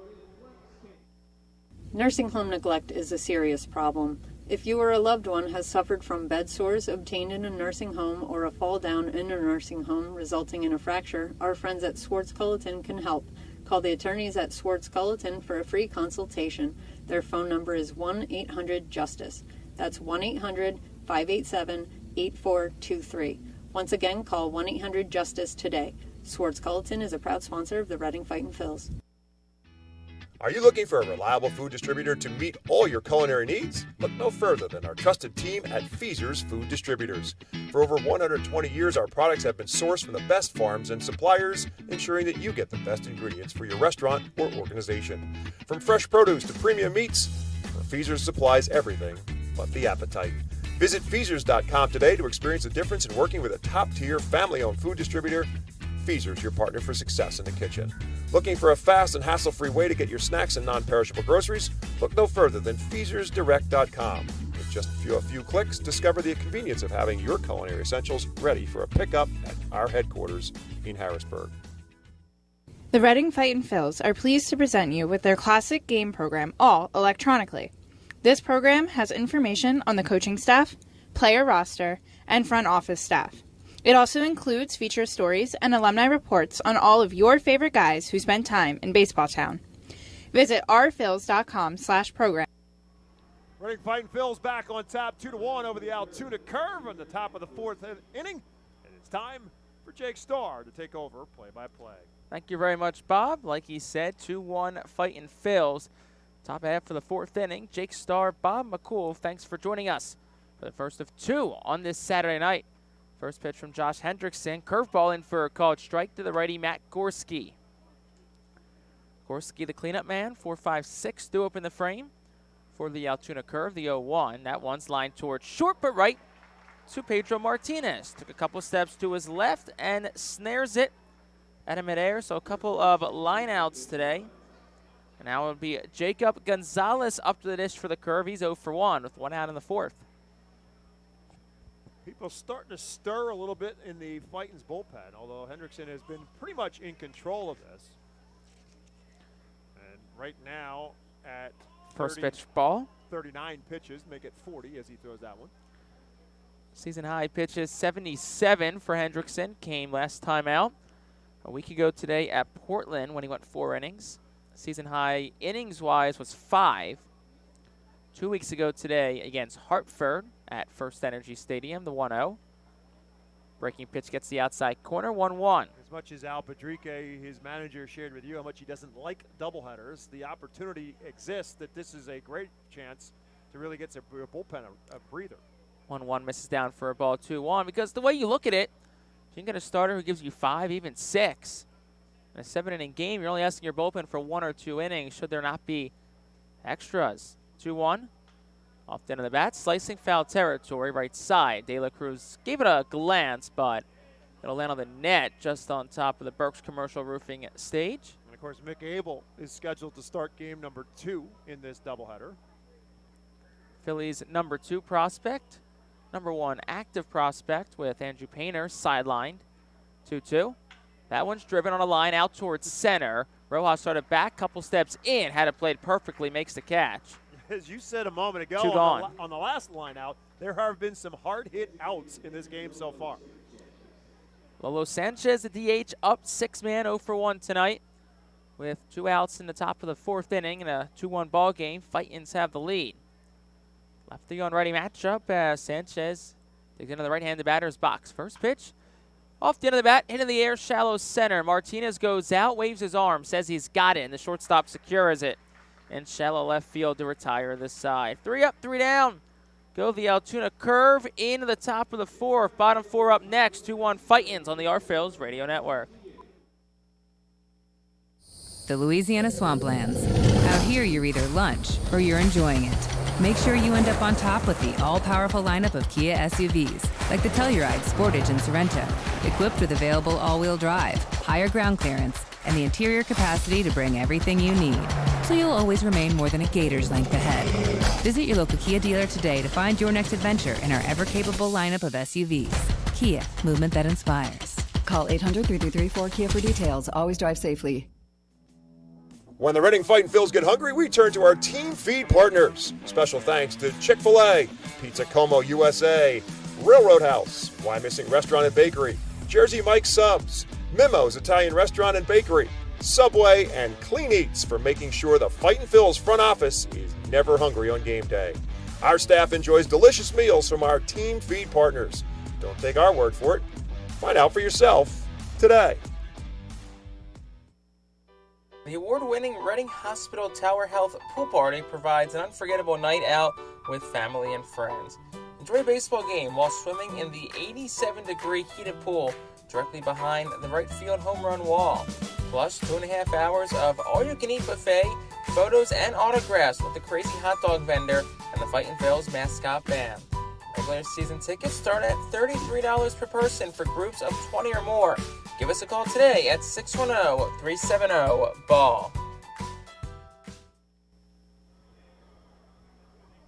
After a quick top half of the inning, it's the bottom of the 4th and a 2-1 game. The Fightin' Phils have the lead over the Altoona curve. 5, 6, 7 due up for the Phils. Matthew Kroon, Wendell Rijo, who has an RBI, and Madison Stokes. The 3 slated to come up to the dish for the Phils in the frame. Once again, Jake Starr, Bob McCool. Thanks for joining us here on the Phils Radio Network. First of 2 tonight. Second game will start about 30 minutes after the end of game 1. Can't start before 6:45, but unless we find a way to play 3.5 innings in 20 minutes, I don't think the 6:45 thing is going to become much of an issue. So, and fireworks to follow it all. Kroon steps in from the right side. First pitch home is breaking pitch that gets the outside corner to the righty 0-1. Matthew Kroon, 259 overall in the season. Does have a home run, 8 runs driven in. 0-1. Kroon slices it foul. Takes a big kick off a seat on the first base side, and then a fan tried to make a one-handed catch, but hit off his hand. Look, you're never too cool to use 2 hands. Nope. That is what my father taught me at a young age, and I've always abided by it. 0-2 count, no outs. Here's the pitch. This is just outside for a ball, 1-2. You know, it was well before your time. It was even before my time, which tells you how long it is. But there used to be a television show called Father Knows Best. So your father is correct. Have to agree with that. 1-2 the count. The Kroon. Here's the pitch. Rolled over towards short. Alvarez charges. Up with it. Throws on the run in time. First out of the inning. And Aaron Shortridge. When I'll get Wendell Rijo, who had an RBI single his last time up. I had a baseball coach in my youth who used to say to you, if when he was hitting, we talk about Al Padrique and his fungos, when he was hitting infield and outfield practice, if you made a catch with your glove hand only, his answer was, the good Lord gave you 2 hands, use them both. Might as well use it. You don't swing with one hand. Nope. And I've shared that with a crazy hot dog vendor when he tried to tell me that I needed the net, which you used to perfection the other night. First pitch to Rijo in there for a called strike 0-1. Got our first of hopefully many hot dogs from the crazy hot dog vendor this season. 0-1 pitch. Ground ball towards third. Staying back on it is Leyba. He'll flip it across in time. 2 gone. But, yeah, they came close a couple of times earlier on in the season. The close one we had, I know, hit off the stanchion overhead. But that one the other night was a perfect throw. When I felt just the weight of the hot dog in the bottom of the net. Great sense of accomplishment. Now, see, as a generous person like I am, Bob, I was planning on just flipping it out to, a young fan, like you do with the baseball. That was the plan as Madison Stokes steps in with 2 gone in the 4th. First pitch. Slice back foul, but our good old friends in the Altoona Curve radio booth to our right, Preston Shoemaker and John Moses, look at me and they say, you caught it, you got to eat it now. So. See, Tyler Phillips was talking to us in the pregame show about how many players in his team like to go fishing. 0-1, grounded softly towards third. Charging's Leyba has it, throws across in time. So he talks of hot dogs, fishing. We'll have to move to the 5th, and that's the direction we will go. 2-1 our Phils. Top 5 up next on the Our Phils Radio Network. The Louisiana Swamplands. Out here, you're either lunch or you're enjoying it. Make sure you end up on top with the all-powerful lineup of Kia SUVs, like the Telluride, Sportage, and Sorento, equipped with available all-wheel drive, higher ground clearance, and the interior capacity to bring everything you need, so you'll always remain more than a gator's length ahead. Visit your local Kia dealer today to find your next adventure in our ever-capable lineup of SUVs. Kia, movement that inspires. Call 800-3334-KIA for details. Always drive safely. When the Reading Fightin' Phils get hungry, we turn to our team feed partners. Special thanks to Chick-fil-A, Pizza Como USA, Railroad House, Why Missing Restaurant and Bakery, Jersey Mike's Subs, Mimo's Italian Restaurant and Bakery, Subway, and Clean Eats for making sure the Fightin' Phils front office is never hungry on game day. Our staff enjoys delicious meals from our team feed partners. Don't take our word for it. Find out for yourself today. The award-winning Reading Hospital Tower Health Pool Party provides an unforgettable night out with family and friends. Enjoy a baseball game while swimming in the 87-degree heated pool directly behind the right field home run wall. Plus 2.5 hours of all-you-can-eat buffet, photos, and autographs with the crazy hot dog vendor and the Fightin' Phils mascot band. Regular season tickets start at $33 per person for groups of 20 or more. Give us a call today at 610-370-BALL. Mauricio Macias leads things off for the Altoona Curve in this top half of the 5th inning. Fightin' Phils lead at 2-1. Bottom third of the Altoona Curve lineup due up here in this top half of the 5th inning. Josh Hendrickson back out on the mound as we wait for the grounds crew to leave the playing field, which doing some extra work, getting some diamond dry down on the field. We saw them do the mound and plate last inning, and then while they were raking the field this past inning, they put some around the bases too. They're working over at first base as well. First pitch home. This is just inside the Macias for a ball 1-0. And got to give credit to the Fightin' Phil's grounds crew as well, led by the one and only Dan Dirt Douglas for their tireless work in getting the field ready this week. 1-0 misses inside 2-0. And days like yesterday and today are definitely tough on groundskeepers trying to navigate the weather while also keeping the field looking good. 3-0 is lined towards second, takes a couple of hops, Dunn fields it behind the bag. Second baseman across in time. For the first out of the inning, Andres Alvarez, the batter, 1 out, top 5, and a 2-1 our Phil's lead. Best part of that was that it missed the meat hand of Josh Hendrickson. Again, natural instincts of a pitcher is a bad instinct, and that is to reach out for it. And to reach out with it with your bare hand is not what you want to do. And if it got a piece of him, it probably would have impacted. But it was good it missed him for 2 reasons. One, it's good it didn't hit his hand because it would have hurt, and who knows what happens out of that. But also, by staying out of the way of it, Oliver Dunn was in perfect position to make the out. First pitch missed for a ball to Alvarez. 1-0 comes home. Hit in the air out towards left. Kroon's going back, still going back, and that ball is gone. Andres Alvarez clears the deck. Second home run of the season for the shortstop for Altoona, and we're all tied up at 2 apiece in the top of the 5th inning. That was tagged by Alvarez. As Jake said, it's his second home run, but it's also his 9th RBI. We've been talking about the Fightins and trying to get somebody to break that tie at the top with 8 RBIs, but you look up and down this curve lineup, and the RBI column, the batting averages aren't great for some, but the RBI numbers are very impressive. And for Alvarez, batting on the 8-hole, batting on the 9-hole in some cases in this series, now with 9 RBIs on the year. First pitch, Frazier bunts it straight up in the air. That's a mistake, and Hendrickson able to secure it on the first base side of the rubber for the second out of the inning. That's one where Frazier's just trying to pull a fast one on the Phils, but Hendrickson was ready. Also down in Houston, Nick Castellanos stays hot, just went deep, solo home run on the top of the 4th. Phillies lead 1-0. I remember a lot of people were joking. They're like, oh, Phillies won last night. We'll call that Game 6. Tonight's going to be Game 7. The rematch of last year's World Series. First pitch to Figueroa misses outside for a ball 1-0. 2 outs. How about the catch that Castellanos made last night? How about how he just sold it? You thought it was over the fence. Absolutely correct. Here's the 1-0. Down low for a ball 2-0. Defensively, Castellanos is coming into his zone. He got a bad rap defensively, but the playoffs last year, Game 1 against Atlanta, Game 1 at Houston. Game 1 in Houston saved the game. Phillies would have lost so he doesn't make that diving catch in the bottom of the 9th. That would have been a walk-off on that one. 2-0 misses inside 3-0. And he even said at one point in time during the playoffs that he had a tendency to kind of drift off out in the outfield. He just didn't take it. He's a great athlete, and so you would expect that he should be able to play a decent outfield. 3-0 just misses, so that'll be the first walk Hendrickson's issued today. He has hit a couple of batters, so it's a 2-out base runner for the ever-so-dangerous Henry Davis, but I was reading up the pitch clock, I think, for a lot of players, too, who might drift off mentally in the outfield. The pitch clock certainly keeps you more engaged. First pitch to Davis. That one's hit in the air well, out towards left field. Kroon's going back, and he will just watch it go. Henry Davis does it again, all the way in the back of the Seidel Auto Group deck. It's a 2-run shot for Davis, his 6th of the year, and the Curver up 4-2. Off the bat, you knew that one was gone. Henry Davis does not get cheated. And he roped that one. He knew it as soon as he hit it, that was headed for the seats, and it does, as Davis goes deep yet again.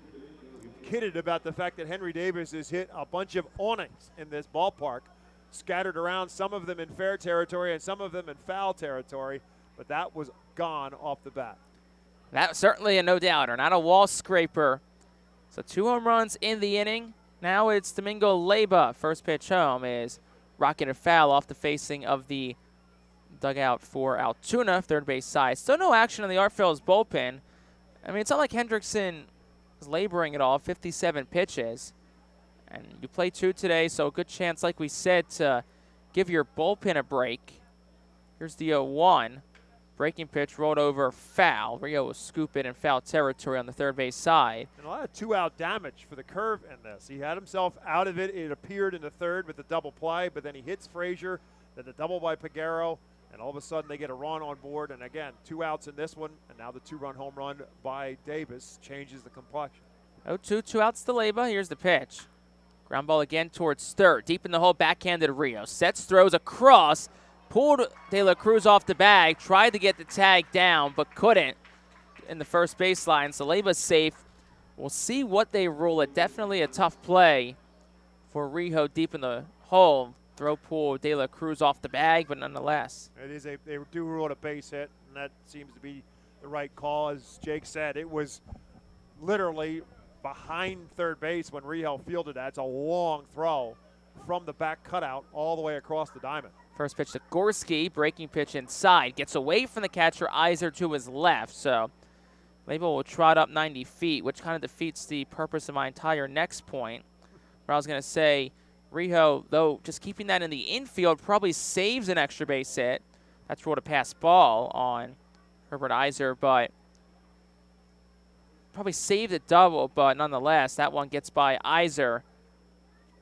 First pass ball he's allowed this season. Runner goes. Great jump. Pitch home is a breaking pitch in there for a called strike, and there will be no throw. So Leyba swipes third. Obviously a stolen base for Leyba, and again, that's the case where Hendrickson just kind of forgot about the fact he was there. It was a running lead for Domingo Leyba off of second base. 1-1 Nagorski. Inside, that one takes a hop and gets away from the catcher, Iser, but not too far from his right, so it stays and keeps the runner at third. Yeah, that's a good block by Herbert Iser, just to keep it in front of him. Because if it gets anywhere past him, Leyba is going to be able to score, but it was in front of him. And so from the third base perspective, he's not quite sure whether or not he can make it, and obviously made the right decision to stay put. 2-1, pitch home. That one's lined towards center. In comes Rojas, who'll make the catch belt high. And that finally retires the side here in the fifth. But Altoona retakes the lead on 3 runs, 2 home runs on 3 hits, no errors, and 1 runner left on base for the Curve. We've played 4.5. 4-2 Altoona back on the other side on the Phillies Radio Network. For top flight local jobs, go with who you know. JP Mascaro & Sons are a leading waste removal company. To meet today's employment and service demands, Mascaro is upgrading its already highly competitive employee wage and benefit package for drivers, collection crew helpers, and other positions. Call 888-MASCARO, M-A-S-C-A-R-O, for details. Work for an established local family business committed to its employees. Again, call 888-MASCARO today or apply online at www.jpmascaro.com. Cornwall Manor is an active senior living community on a 190-acre wooded campus in Cornwall, Lebanon County. The community offers independence and opportunities for wellness and fitness, as well as educational and musical programs and the peace of mind of having convenient health care on site. Cornwall Manor offers a range of residential choices from apartments to homes. Prospective residents are welcome to visit us for lunch and have a chance to learn more about the community. More information is available online at cornwallmanor.org. Cornwall Manor, celebrating 70 years of senior living. ROG Orthodontics is the proud official partner of the ROG Orthodontics Fightin Phil's Kids Club. Join today at Fightins.com to get your free ROG Orthodontics Kids Club t-shirt and visit FantasticSmiles.com for more information on why ROG Orthodontics is voted #1 in Berks and Monco. ROG Orthodontics and the Fightin Phils, 2 great hometown partners. Bottom of the 5th inning is brought to you by Cornwall Manor, an active senior living community that's not-for-profit in Senior Cornwall, Pennsylvania, located just outside of Lebanon. Pedro Martinez leads things off for the Phils. First pitch in from Aaron Shortridge, misses down for a ball off the mid of the catcher, Henry Davis. Counts 1-0. 8-9-1 due up for the Fightins in this frame, who trail by 2. Next pitch home on the 1-0. Swinging a soft ground ball towards the right side, charging is Peguero from second. Underhand flip the first in time. Out 1, also a scoring change as well. The initial pass ball rolled against the now batter Herbert Iser has been changed to a wild pitch against Josh Hendrickson.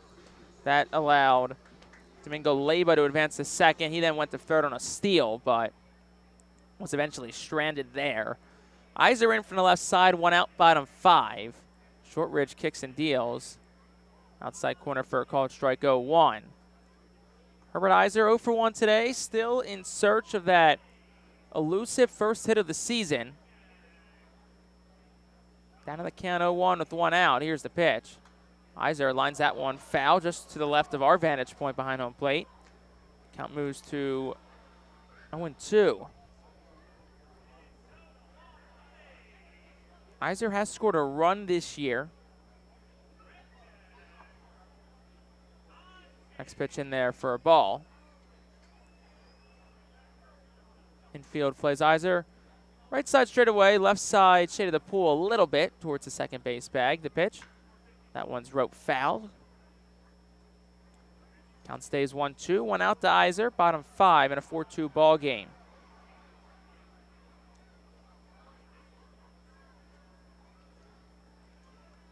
Oliver Dunn, the leadoff man, awaits on deck for the Phils. Here's the 1-2 from Shortridge. Rounded foul again past the first base coach's box. Count stays 1-2. Iser, who split most of last season between Jersey Shore and Reading. Also played a couple of games in Clearwater, 3 games with the Iron Pigs last year as well. Here's the 1-2 home. Upstairs for a ball, 2-2. Iser's fielding has been lauded as exceptional throughout his time in the Phillies organization, a .995 fielding percentage a year ago. Here's the pitch. Iser hits that one hard in the air towards right, but it'll slice foul. And if he could straighten that out, that'll be his first hit of the season in a loud way.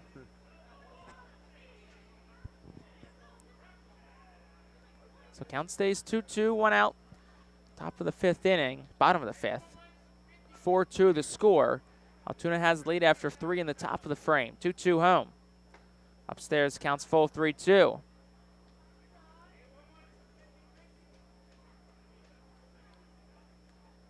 Iser, who's making his first appearance of the series, played just 1 game against Portland, was 0 for 3 in that one. 3-2. Lines that one foul. Count stays full 3-2, but lots of good swings into the at-bat here for Herbert Iser.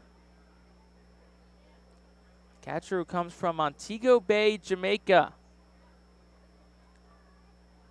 Counts full 3-2, 1 out. Shortridge, righty, deals. Upstairs, ball 4. Great at-bat from Herbert Iser when you're trying to battle back in a game where you're down by 2 as it gets late in this 5th. Only a 7-inning game tonight. Those kind of at-bats can be important. Your 9-man gets on base and turns the lineup over. Yeah, that's what you want. Get some productivity out of that 9 spot. We mentioned earlier that Pedro Martinez had been the number 9 hole hitter in almost every game that he played. Obviously today they made that change to the 8 spot with Iser batting 9th, but now you're bringing the top of the order up, trying to make something happen. First pitch, Oliver Dunn, outside for a ball, counts 1-0. Shortridge, the Altoona pitcher, up to 72 pitches. Now we'll get a mound visit as Henry Davis, the catcher, goes out, joined by Domingo Leyba, the third baseman. Somebody, Jake, is going to get that 9th RBI for the Reading Fightin' Phils. I mean, everybody seems to be stuck ever since they got to 8. Matthew Kroon's been there for a while. As we mentioned, Dunn has got 8. Rojas has 8. Wendell Rio now has 8. Carlos De La Cruz, who's on deck after his home run, he's got 7. Somebody is going to get to 9 and eventually to 10 and take the RBI lead. Why not Oliver Dunn right now? No better time than the present. Dunn up in the count, 1-0, 1 out. Iser leads off first. Shortridge set at the belt, a long set. Kicks and deals. Big swing and a miss, 1-1. Our Phil's down 4-2 in this bottom of the 5th. That once again is brought to you by Cornwall Manor, an active senior living community in Cornwall, Pennsylvania, just outside of Lebanon. 1-1. That one is flared towards shallow center. Back goes the shortstop Alvarez. He'll make the catch behind the second base bag. Drifting into the outfield grass for out number 2.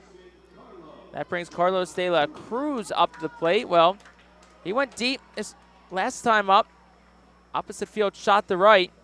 Also doubled in the first. He's at 7 RBIs, so if he can find a way to go long, that'll put him at 9. As uncomfortable as Oliver Dunn has looked against Shortridge, the opposite for Carlos De La Cruz. He's looked very comfortable so far. Long set for Shortridge. Here's the pitch. That one is lined out towards right. In comes the right fielder, Macias. He slides. Did he get it? Yes, he did, says the first base umpire, Gabe Alfonso. Excellent play by Macias out on right, and that retires the side in the fifth. No runs on a hit, no errors, and one left for the R-Phils. We go to the sixth. 4-2 curve on the R-Phils Radio Network. Cornwall Manor is an active senior living community on a 190-acre wooded campus in Cornwall, Lebanon County. The community offers independence and opportunities for wellness and fitness, as well as educational and musical programs, and the peace of mind of having convenient health care on site. Cornwall Manor offers a range of residential choices from apartments to homes. Prospective residents are welcome to visit us for lunch and have a chance to learn more about the community. More information is available online at cornwallmanor.org. Cornwall Manor, celebrating 70 years of senior living.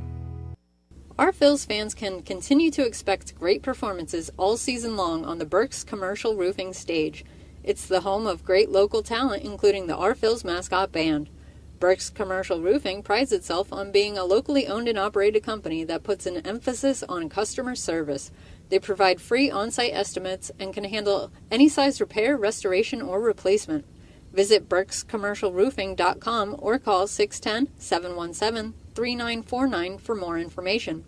And don't forget to sit back, relax, and enjoy the show at the Burke's Commercial Roofing stage at America's Classic Ballpark.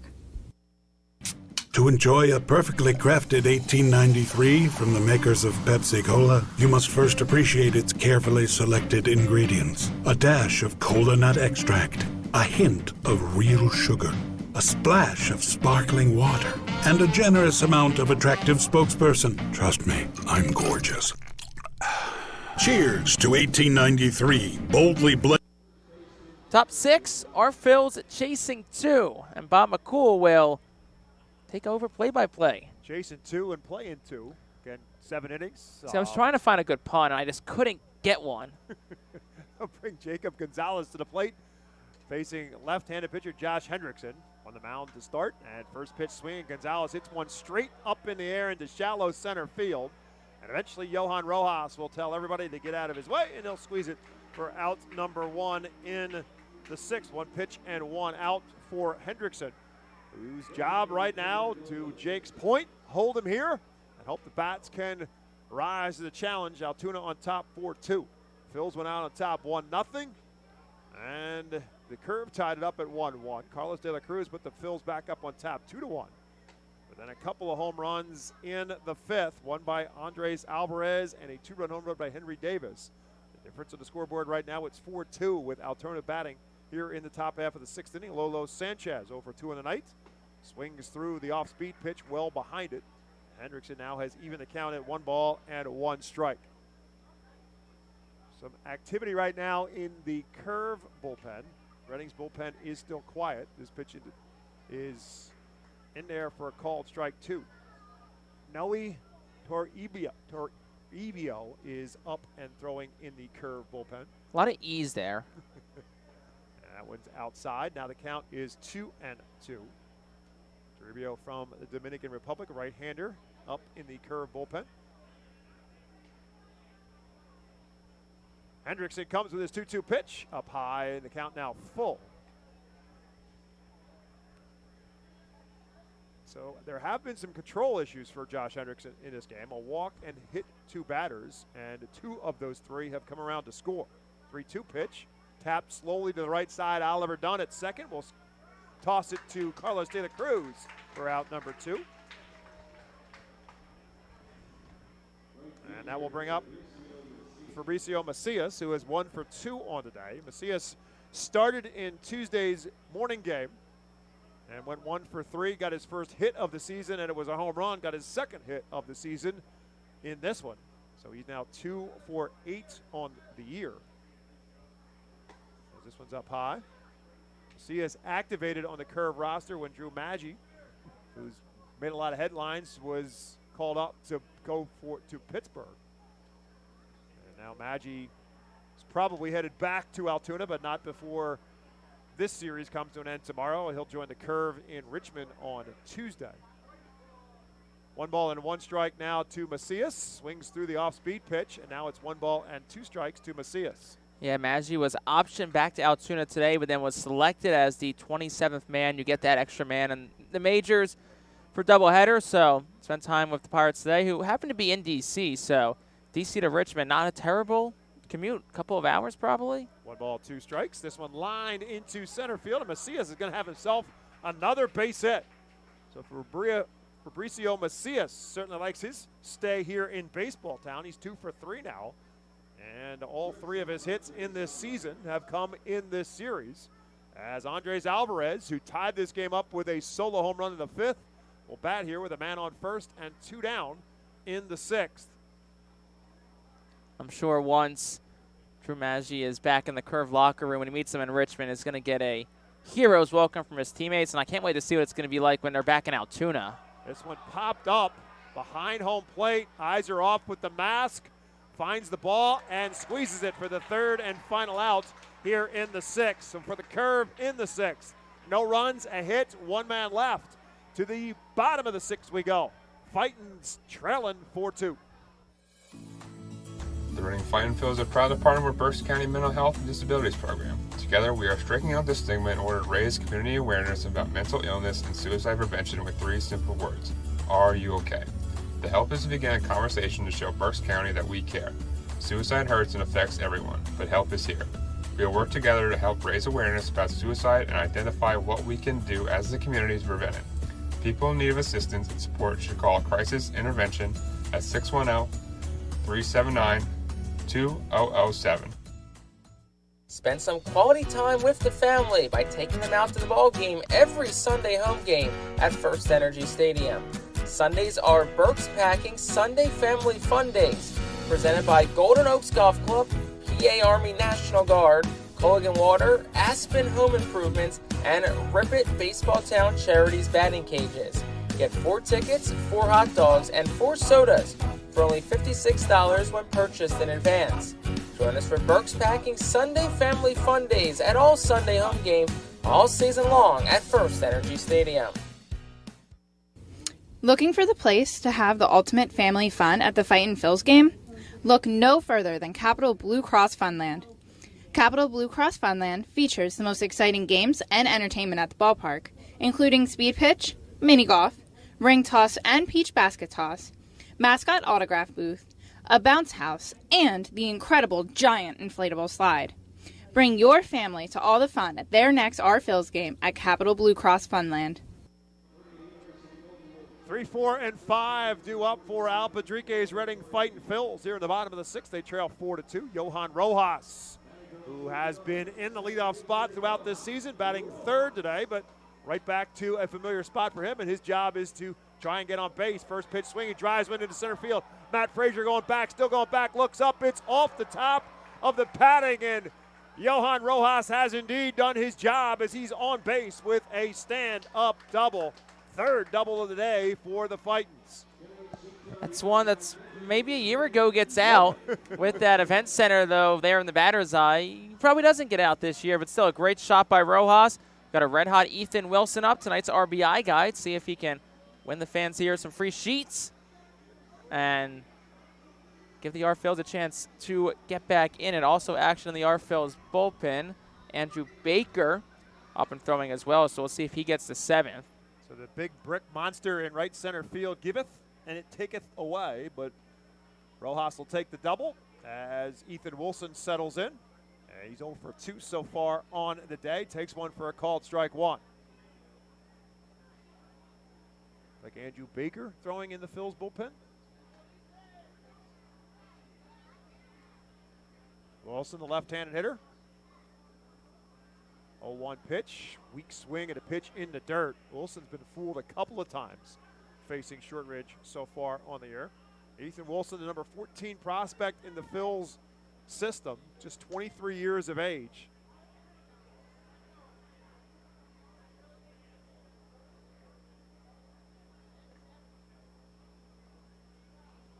Finds himself right now in an no balls and 2-strike count. This one bounces away, gets away from Davis. Rolls all the way to the backstop, and that will allow Rojas to cruise into 3rd base. So Now for Ethan Wilson, an easy RBI chance for him. All he's got to do is somehow or another get it in the air. And Ethan has shown some pop off his bat. Played his college baseball at South Alabama. And for South Alabama in 2019, he set a freshman record for the program with 17 home runs. He's got 2 in this series, but he comes up empty in this one. Again, it gets away from Davis. He'll have to make the throw down to first base in time. So Wilson again fooled on the pitch in the dirt, and he chases after it for a strikeout, out number 1 here in the 6th inning. Kroon drove a double to the gap his first time up in the 2nd. See if he can find similar success here. We know he's got some pop in his bat. Was really working with hitting coach Tyler Henson the other day on just kind of the direction of his hands, making sure his hands were taking a strong path through that hitting zone. The other day, we saw him that double. Let's see if he can do it again as he tries to just iron out some of those, little intricacies in his swing. That double snapped an 0 for 16 for Kroon as he now tires at the plate and calls time. The 1 for 2 officially. That double his 5th of the season. First pitch lifts it into center field. Should be deep enough. Frazier there, fights the wind, makes the catch. Rojas will tag. The throw will get eventually cut off, and Johan Rojas will come across. And I told you sooner or later somebody was going to get their 9th RBI. Sacrifice fly, and Matthew Kroon has his night. Spoke it into existence. Can you speak into existence Rijo's 9th RBI too to get this game tied as well? But that's a good at-bat from Kroon. Knows the job he has to do. Now there's discussion. Are they thinking that Rojas left too soon? Oh, that might be what it is. But Pedrique's arguing with Zdenek Zedek at 3rd. Well, that looked more like a conversation as to clarify things. But it looks like the curve want to appeal. That's what they're going to do. They're going to appeal it. They're going to say he. Safe. It would be absolutely no reason for Johan Rojas to leave early. I mean, he could have walked home. Now Drew Corey's saying to Calix Crabb, hey, I saw it. I got that one. Right. I think Crabb might be wondering, well, why didn't the third base umpire Zdenek Zedek call it? Now you can see a couple players talking there. But it looks like that's about the conversation. Crabb back to the dugout. Al Pedrique looks content. Not sure what Al may have been asking. Even more just procedural, because a lot of times you got to step on the mound, step off the mound if you want to appeal. So probably more of a Pedrique's conversation, more of a procedural type thing.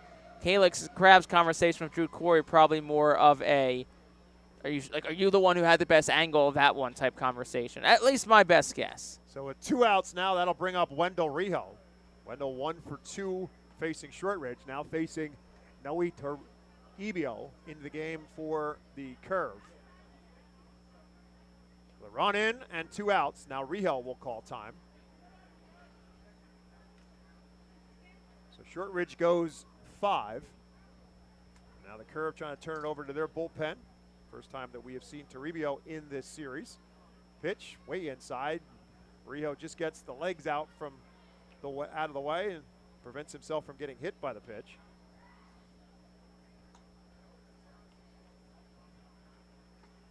Off-speed pitch, and Rijo way out in front of it. And now he's behind the count, 1 ball and 2 strikes. Toribio, 23 years of age, as I said before, from Santiago in the Dominican Republic. Misses outside. Count now 2 balls and 2 strikes. Signed as a free agent by the Pirates in 2016. Pitched both in Indianapolis at AAA as well as in Altoona a year ago. 2 balls and 2 strikes to Rijo. Big swing, and he comes up empty on the foul tip. Davis holds on for the 3rd strike and the 3rd out of the inning. But the Phils do get 1 across in the inning. And they do so on 1 hit. They leave none, and 6 complete in a 7-inning game. And right now it's the Altoona Curve 4, the Reading Fightin' Phils 3. Are you looking for a reliable food distributor to meet all your culinary needs? Look no further than our trusted team at Feaser's Food Distributors. For over 120 years, our products have been sourced from the best farms and suppliers, ensuring that you get the best ingredients for your restaurant or organization. From fresh produce to premium meats, Feaser's supplies everything but the appetite. Visit Feasers.com today to experience the difference in working with a top-tier, family-owned food distributor. Feasers, your partner for success in the kitchen. Looking for a fast and hassle-free way to get your snacks and non-perishable groceries? Look no further than FeasersDirect.com. With just a few clicks, discover the convenience of having your culinary essentials ready for a pickup at our headquarters in Harrisburg. Empowering communities one relationship at a time is our commitment at Tompkins. Our customers have thrived thanks to our focus on local lending and their commitment to the customers they serve. They do a great job. Everything for us, from our banking, our insurance, to our wealth management. Tompkins has always been there for us. We see a long relationship with Tompkins. They're good people. Tompkins, banking, insurance, wealth. Member FDIC, equal housing lender. Investment and insurance products are not FDIC insured, not bank guaranteed, and may lose value. Be the first to know everything about your Red and Fightin' Phils by signing up for the Baseball Town Insider email newsletter. Once you become a Baseball Town Insider, you will receive breaking news about Fightin's promotions, including giveaways and guest appearances, special events, exclusive offers, and discounts on tickets and merchandise, just for being a Baseball Town Insider. Visit Fightins.com to sign up for this free email newsletter. Baseball Town Insider. Stay in the loop and become a member. Andrew Baker takes over for the Fightins here in the top half of the 7th inning. Again, it is game one of a doubleheader here in Baseball Town, so job for Baker, again, to hold the curve here and hope the Phils can tie it or win it in the bottom half of the 7th. As Matt Frazier, the 9-hole hitter for the curve, leads off, and the first pitch from Baker is ball one. So Josh Hendrickson goes 6 innings, gives up 6 hits, 4 runs, a walk, and a strikeout. He did hit 2 batters. 1-0 pitch is over for a called strike to Matt Frazier, who is 0 for 1 today. He was one of those guys who was hit by a pitch and they came around to score.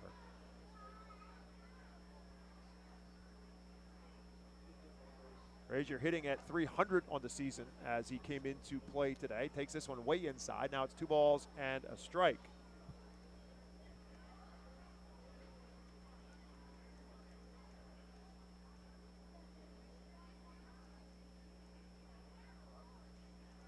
This one slapped the other way and actually hit the umpire, but the umpire was in foul territory. Zendik Zedek will have a black and blue mark on that one. That one got the leg of the third base umpire.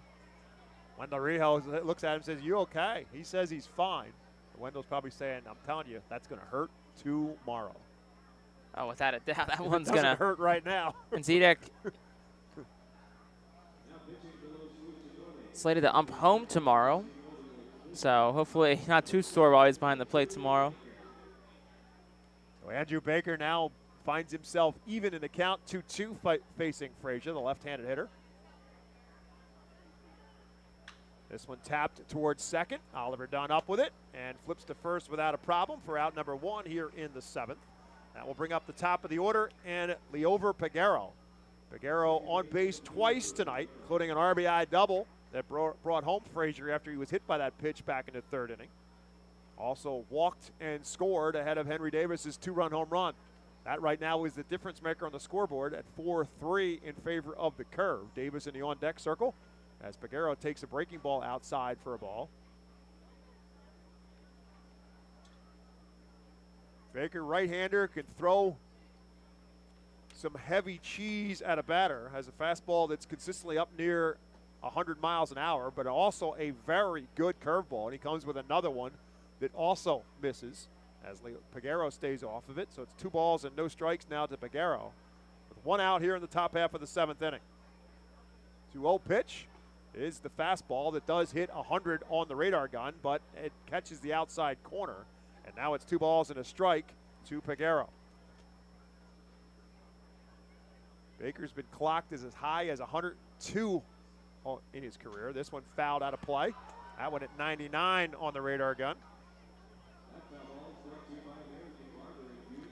Baker's a fun one to watch, without a doubt. 6'1", 190-pounder, just 23 years of age. Originally from Montgomery, Alabama. Comes with a pitch, it's fouled straight back, and again, 99 on the gun.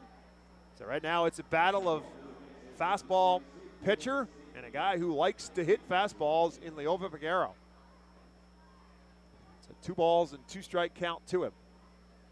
1 out here in the top half of the 7th.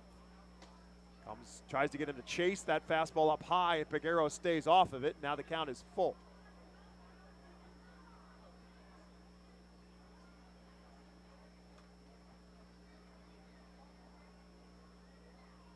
This one hit hard and through the 5.5 hole, as Tony Gwynn used to call that spot between short and third, and a base hit for Peguero. His second hit of the night, his sixth hit of the series. And he is a one-out base runner for Henry Davis. You impressed that I understood that 5.5 hole reference? I'm very happy to hear that. Tony Gwynn, I mean, just one of the purest hitters that this sport's ever seen. I mean, him, Pete Rose, but I saw stats like Tony Gwynn could have like struck it out for whatever, like the next X amount of at-bats in his career, and he still would have hit over 300. An amazing hitter and a science to it at that in Tony Gwynn. As Henry Davis steps to the plate, takes one for a called strike. Davis, 1 for 2 on the night. The 2-run home run in the fifth, also was hit by a pitch. And that one almost hit him again, up and in, and backed off Henry Davis. So Andrew Baker comes 99 miles an hour with some high and heavy cheese to Davis, who, as I said, was hit 20 times a year ago. He's been hit twice in this series. And that is not a pitch you want to get hit by, because that had some mustard on it. Comes with the breaking ball here, and Davis lays off it, and it's high, and now it's 2 balls and a strike to Henry Davis.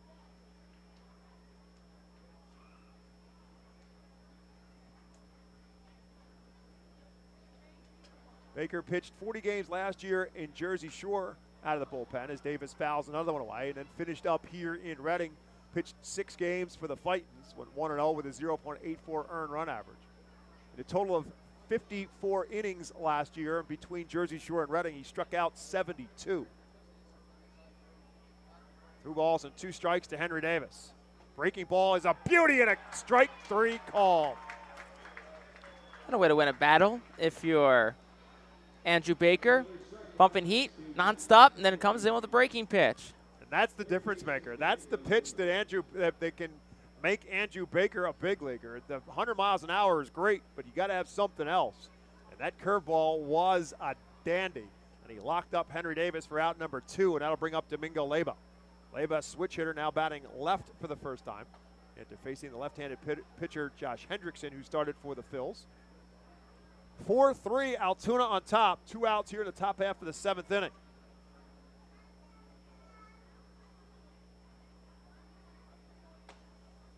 One 1-0 pitch, there for a called strike 1.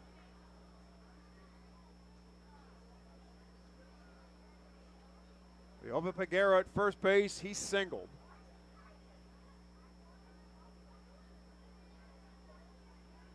One pitch, checks his swing. The ball in the dirt. It's now 2 balls and a strike. Leyba 1 for 3 on the night.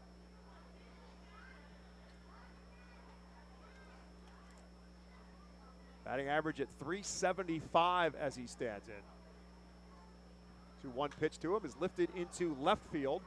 Matthew Kroon takes a couple steps backwards and will squeeze it for the 3rd and final out. We head to the bottom of the 7th. Last chance for the Phils. They need to put 1 across and 2 to win it. 4-3 Altoona when we get back to Baseball Town. Nursing home neglect is a serious problem. If you or a loved one has suffered from bed sores obtained in a nursing home or a fall down in a nursing home resulting in a fracture, our friends at Swartz Culleton can help. Call the attorneys at Swartz Culleton for a free consultation. Their phone number is 1-800-JUSTICE. That's 1-800-587-8423. Once again, call 1-800-JUSTICE today. Swartz Culleton is a proud sponsor of the Reading Fightin' Phils. International Fireworks is the official fireworks provider of the Phils. International Fireworks shoots every fireworks show throughout the season, including 8 Mega Blast fireworks shows. International Fireworks also provides the pregame fireworks after the national anthem at each game. International Fireworks has a nearby retail store in Douglasville, Pennsylvania, where you can purchase all of your fireworks. Visit fireworksorus.com for more information about the International Fireworks retail store in Douglasville. Thanks again to International Fireworks, the official fireworks provider of the Phils. There's a weekend in July where the baseball world revolves around a village in upstate New York. Baseball Hall of Fame induction weekend in Cooperstown is an unforgettable experience filled with family-friendly activities and priceless moments. Make your plans today for July 21st through the 24th for the induction of Fred McGriff and Scott Rowland as the class of 2023. Visit baseballhall.org today for the entire schedule. See you in Cooperstown, where the journey becomes legend. Noe Toribio back out to pitch the 7th for the Curve. And looking to try to lock down the W for Altoona as well. Aaron Shortridge in position to pick up the win. And Toribio looking to pick up the save if he can hold down the Fightins, who will send Madison Stokes, Pedro Martinez, and Herbert Iser to the plate here in the bottom of the 7th. Again, this is game 1 of a doubleheader, so last chance now for the Fightins. 7th inning stretch and last chance, all wrapped up in one here in the bottom of the 7th as Reading comes to the plate. And Stokes trying to keep alive a 4-game hitting streak as he steps to the plate, trying to make it 5 if he can get on board here. 0 for 2 so far on the night, and swings through the first one.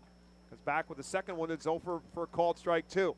So Stokes struck out and grounded out in his 2 plate appearances. He's quickly behind, no balls and 2 strikes to Noe Toribio, making his 6th appearance for the Curve. Has 1 save in 2 opportunities. And this is his 3rd opportunity, and Stokes tries to check his swing. They appeal to Gabe Alfonso, the first base umpire, who rings him up. So that is a strikeout victim, the 3rd for Toribio since coming in and taking over in that 6th inning. And now there's 1 out here in the 7th. And that will bring up Pedro Martinez. Martinez 0 for 2 so far on the day. Herbert Iser in the on-deck circle for Reading. First pitch swinging, and Martinez slaps it out of play. Hits the fence before it heads into the 67 club that's got a good crowd in hand and under the umbrellas on a misty day and night here at Baseball Town. Another game to play. Mick Abel will get the start for the Fightins in game 2. And fireworks to finish off the night. This one on the outside corner is over for a called strike, and now Martinez is behind no balls and 2 strikes. So Toribio firing strikes here in the 7th. The 0-2 pitch, swing and a miss, and Martinez goes down as well. So back-to-back strikeouts now for Reading here in the 7th, and they're down to their final out, and Herbert Iser. Iser 0 for 10 now on the season. He did get on base his last time up by way of a walk. It was the only walk surrendered by Aaron Shortridge, the starter. This one tapped towards first. An easy play for Jacob Gonzalez. He'll take it for himself, and that will bring this one to a conclusion as the Phils go harmlessly here in the 7th, and they will drop another one. This one, the game 1 of the doubleheader, will go to the Altoona Curve by a final score of 4-3. So for Reading in the 7th, no runs, no hits, no errors, and they leave none. Reading got the start to their advantage in this ball game, as they scored first on the 2nd inning. Matthew Kroon led off with a double, came around to score on the RBI single by Wendell Rijo. Altoona, however, tied it up in the top half of the 3rd inning. Matt Frazier, with 2 outs in the inning, he was hit by a pitch from starter Josh Hendrickson, and then Leover Peguero made him pay for it with a double to right field that scored Frazier, and we were tied at 1 apiece. As the Phils came to the plate in the top half of the 3rd inning, Carlos De La Cruz changed it back into Reading's advantage as he sliced one down the right field line. The question was it going to be high enough, and was it going to stay fair? And it stayed fair, and it was high enough as it just climbed over the 330 sign down the right field line and onto the pool deck in right field for De La Cruz's 4th home run of the season. And it put Reading back up on top 2-1. But the Curve changed it to their favor in the 5th. First, it was Andres Alvarez who tied it up with a solo home run to left center field, made it 2-2. And then a 2-out walk to Leover Peguero put the go-ahead run on base, and Henry Davis put him home with a 2-run bomb, his 6th home run of the season, his 14th and 15th RBIs of the season. That 2-run home run made it 4-2 in favor of Altoona. And Reading got one back in the 6th with Johan Rojas batting in the 3-hole in game 1 of the doubleheader, leading it off with a double. He got to third base on a wild pitch and then scored on a sacrifice fly by Matthew Kroon to make it a 4-3 game. Andrew Baker came out for the 7th inning for Reading and retired the curve in order after 7. And then the Reading Phils came to the plate needing a run in the bottom of the 7th, but they come up going 1-2-3.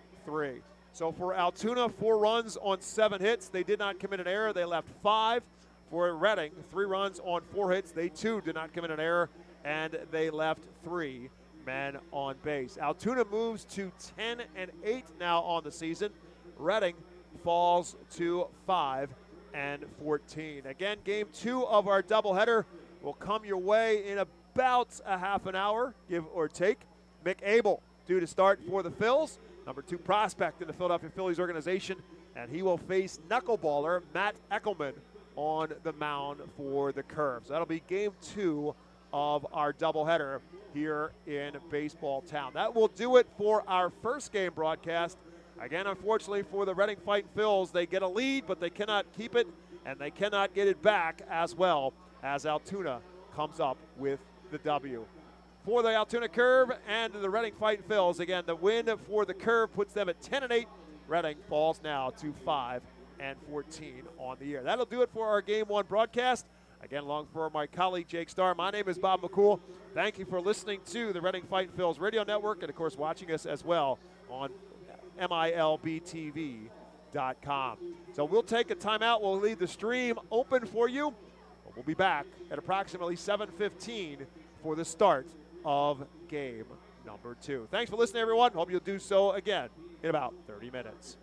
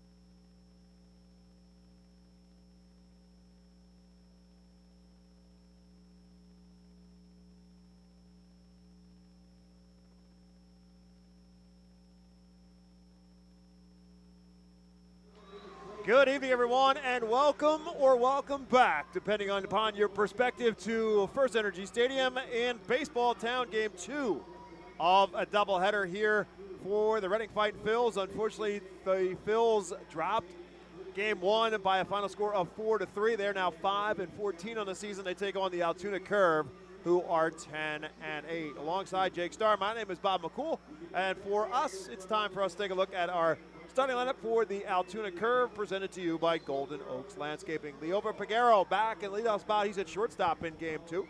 Lolo Sanchez will bat second. He's in center field. Domingo Leyba bats third. He's at third base, batting in the cleanup spot tonight after Game 1 rest. Mason Martin is at first base. Fabricio Macias, who is batting fifth, and in right field, Matt Frazier, the designated hitter in Game 2. He's batting in the sixth spot. Batting seventh is the second baseman, Andres Alvarez. Batting eighth is left fielder Connor Scott, and batting ninth is the catcher Claudio Fino, and they will be taking on the mound, right-hander for the Phils, Mick Abel. Abel comes into today, has not pitched since last week at Portland, making his fourth start of the season, 0-1, a 3.86 ERA. 9 1/3 innings pitched, 11 strikeouts, 8 walks. That walk number inflated, though, 4 in 2/3 of an inning at Richmond, but since 8 2/3, 9 strikeouts to 4 walks. The command's gotten better. He's gotten better with each start. And the term I want to throw out is stopper.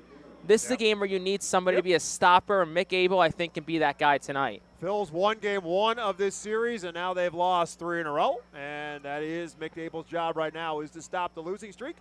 And he, again, will be facing Leover Peguero as he settles into the batter's box. Each team with a change of uniform. The Phils were the Los Luchadores in Game 1, the black and gold tops and the white pants. Now they're back to their traditional red pinstripe uniforms. And the Altoona Curve wearing an all-gray uniform with red and black trim. Peguero fouls the first pitch away, up and in with a little chin music on the second at 98 miles an hour from Abel. Defense behind Mick Abel, Ethan Wilson's in left, Johan Rojas at center, Cody Roberts in right field for this one. Second start in right field this season for Roberts. McCarthy Tatum gets the start at first base in Game 2. Oliver Dunn back at second, Martinez back at shortstop. Nick Podkolk gets the start at third base, and Max McDowell, the veteran catcher, behind the plate. And the 1-2 pitch, Peguero taking for a ball, 2 balls and 2 strikes. Peguero 2 for 3 in Game 1 for the Curve. And now he's worked the count even at 2 balls and 2 strikes. 250 batting average on the season for the right-hand hitter. Checks his swing, and it's a called strike 3. So Mick Abel gets it started with a strikeout. Good work by Abel. Gets a fast start. That's what you want from your righty, from this top prospect of the Phillies, to attack these hitters and get those strikeouts. Fastball at 95 miles an hour, plus a good curveball slider, which is an outstanding pitch for him, and a developing changeup. Just 21 years of age, originally from Portland, Oregon. He was drafted out of high school by the Phils. First-round draft pick, number 15 overall in 2020. Did not really pitch at all in 2020. His high school season canceled, and so too was minor league baseball as well. Now facing Lolo Sanchez, misses the first one outside, and up and in on the second, so he falls behind Sanchez 2-0. Sanchez just 1 for 11 in this series. Fightin's be happy to see Henry Davis getting Game 2 off.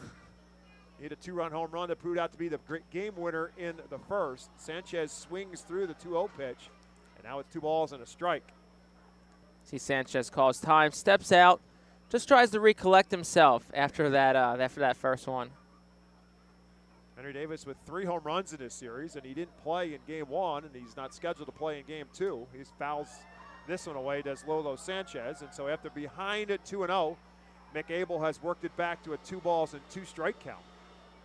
Last year at both Jersey Shore and Reading for Mick Abel. Last 5 starts for him coming here in Baseball Town. 2 balls and 2 strikes. Pitch, again, fouled back by Sanchez. In his starts in Reading, he was 1-3 with a 3.52 earned run average. Of course, number 2 prospect behind his good friend Andrew Painter. Along with Griff McGarry, they shared quarters in Clearwater. A swing and a miss, and back-to-back strikeouts as Sanchez cannot catch up to the 98-mile-an-hour fastball from Abel. That was a really cool story in spring training. I think it was Alex Coffey of the Philadelphia Inquirer wrote it. Just really cool, like who cooks each other's meals, what they each like. Really cool dynamic of just three young guns with how hard they throw. Yeah, I asked Mick Abel in the Baseball Town Charities interview, and I got a chance to talk to him in the offseason about, look, do you two talk trash at all? I mean, you're 21, he's 19. He's like, no, we're really good friends. I'm like, come on, you don't get on each Where's the other's competitive face. aspect? You don't say, my fastball's better than yours. No, he said, we're good friends. He said, but he said in that interview that Painter was the cook. A 19-year-old kid, and he was the cook. How about that? Here's one fouled off by Domingo Leyba. 1 ball and 1 strike. When you're in this situation like these guys are, if you find a guy who can cook, he's the guy you want for a roommate. Oh, yes. So Mick Abel now to 1 ball, 1 strike count to Domingo Leyba. Leyba fouls one away, and it's 1 ball and 2 strikes. Leyba, the top hitter in the curve lineup at 368 on the season. 5 extra base hits, 2 of them home runs, 3 of them doubles.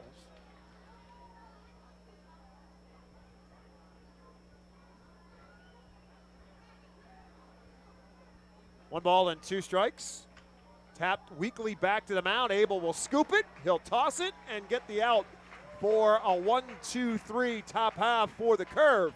We'll take a timeout. We get back to Baseball Town. The Reading Fightin' Phils will bat first.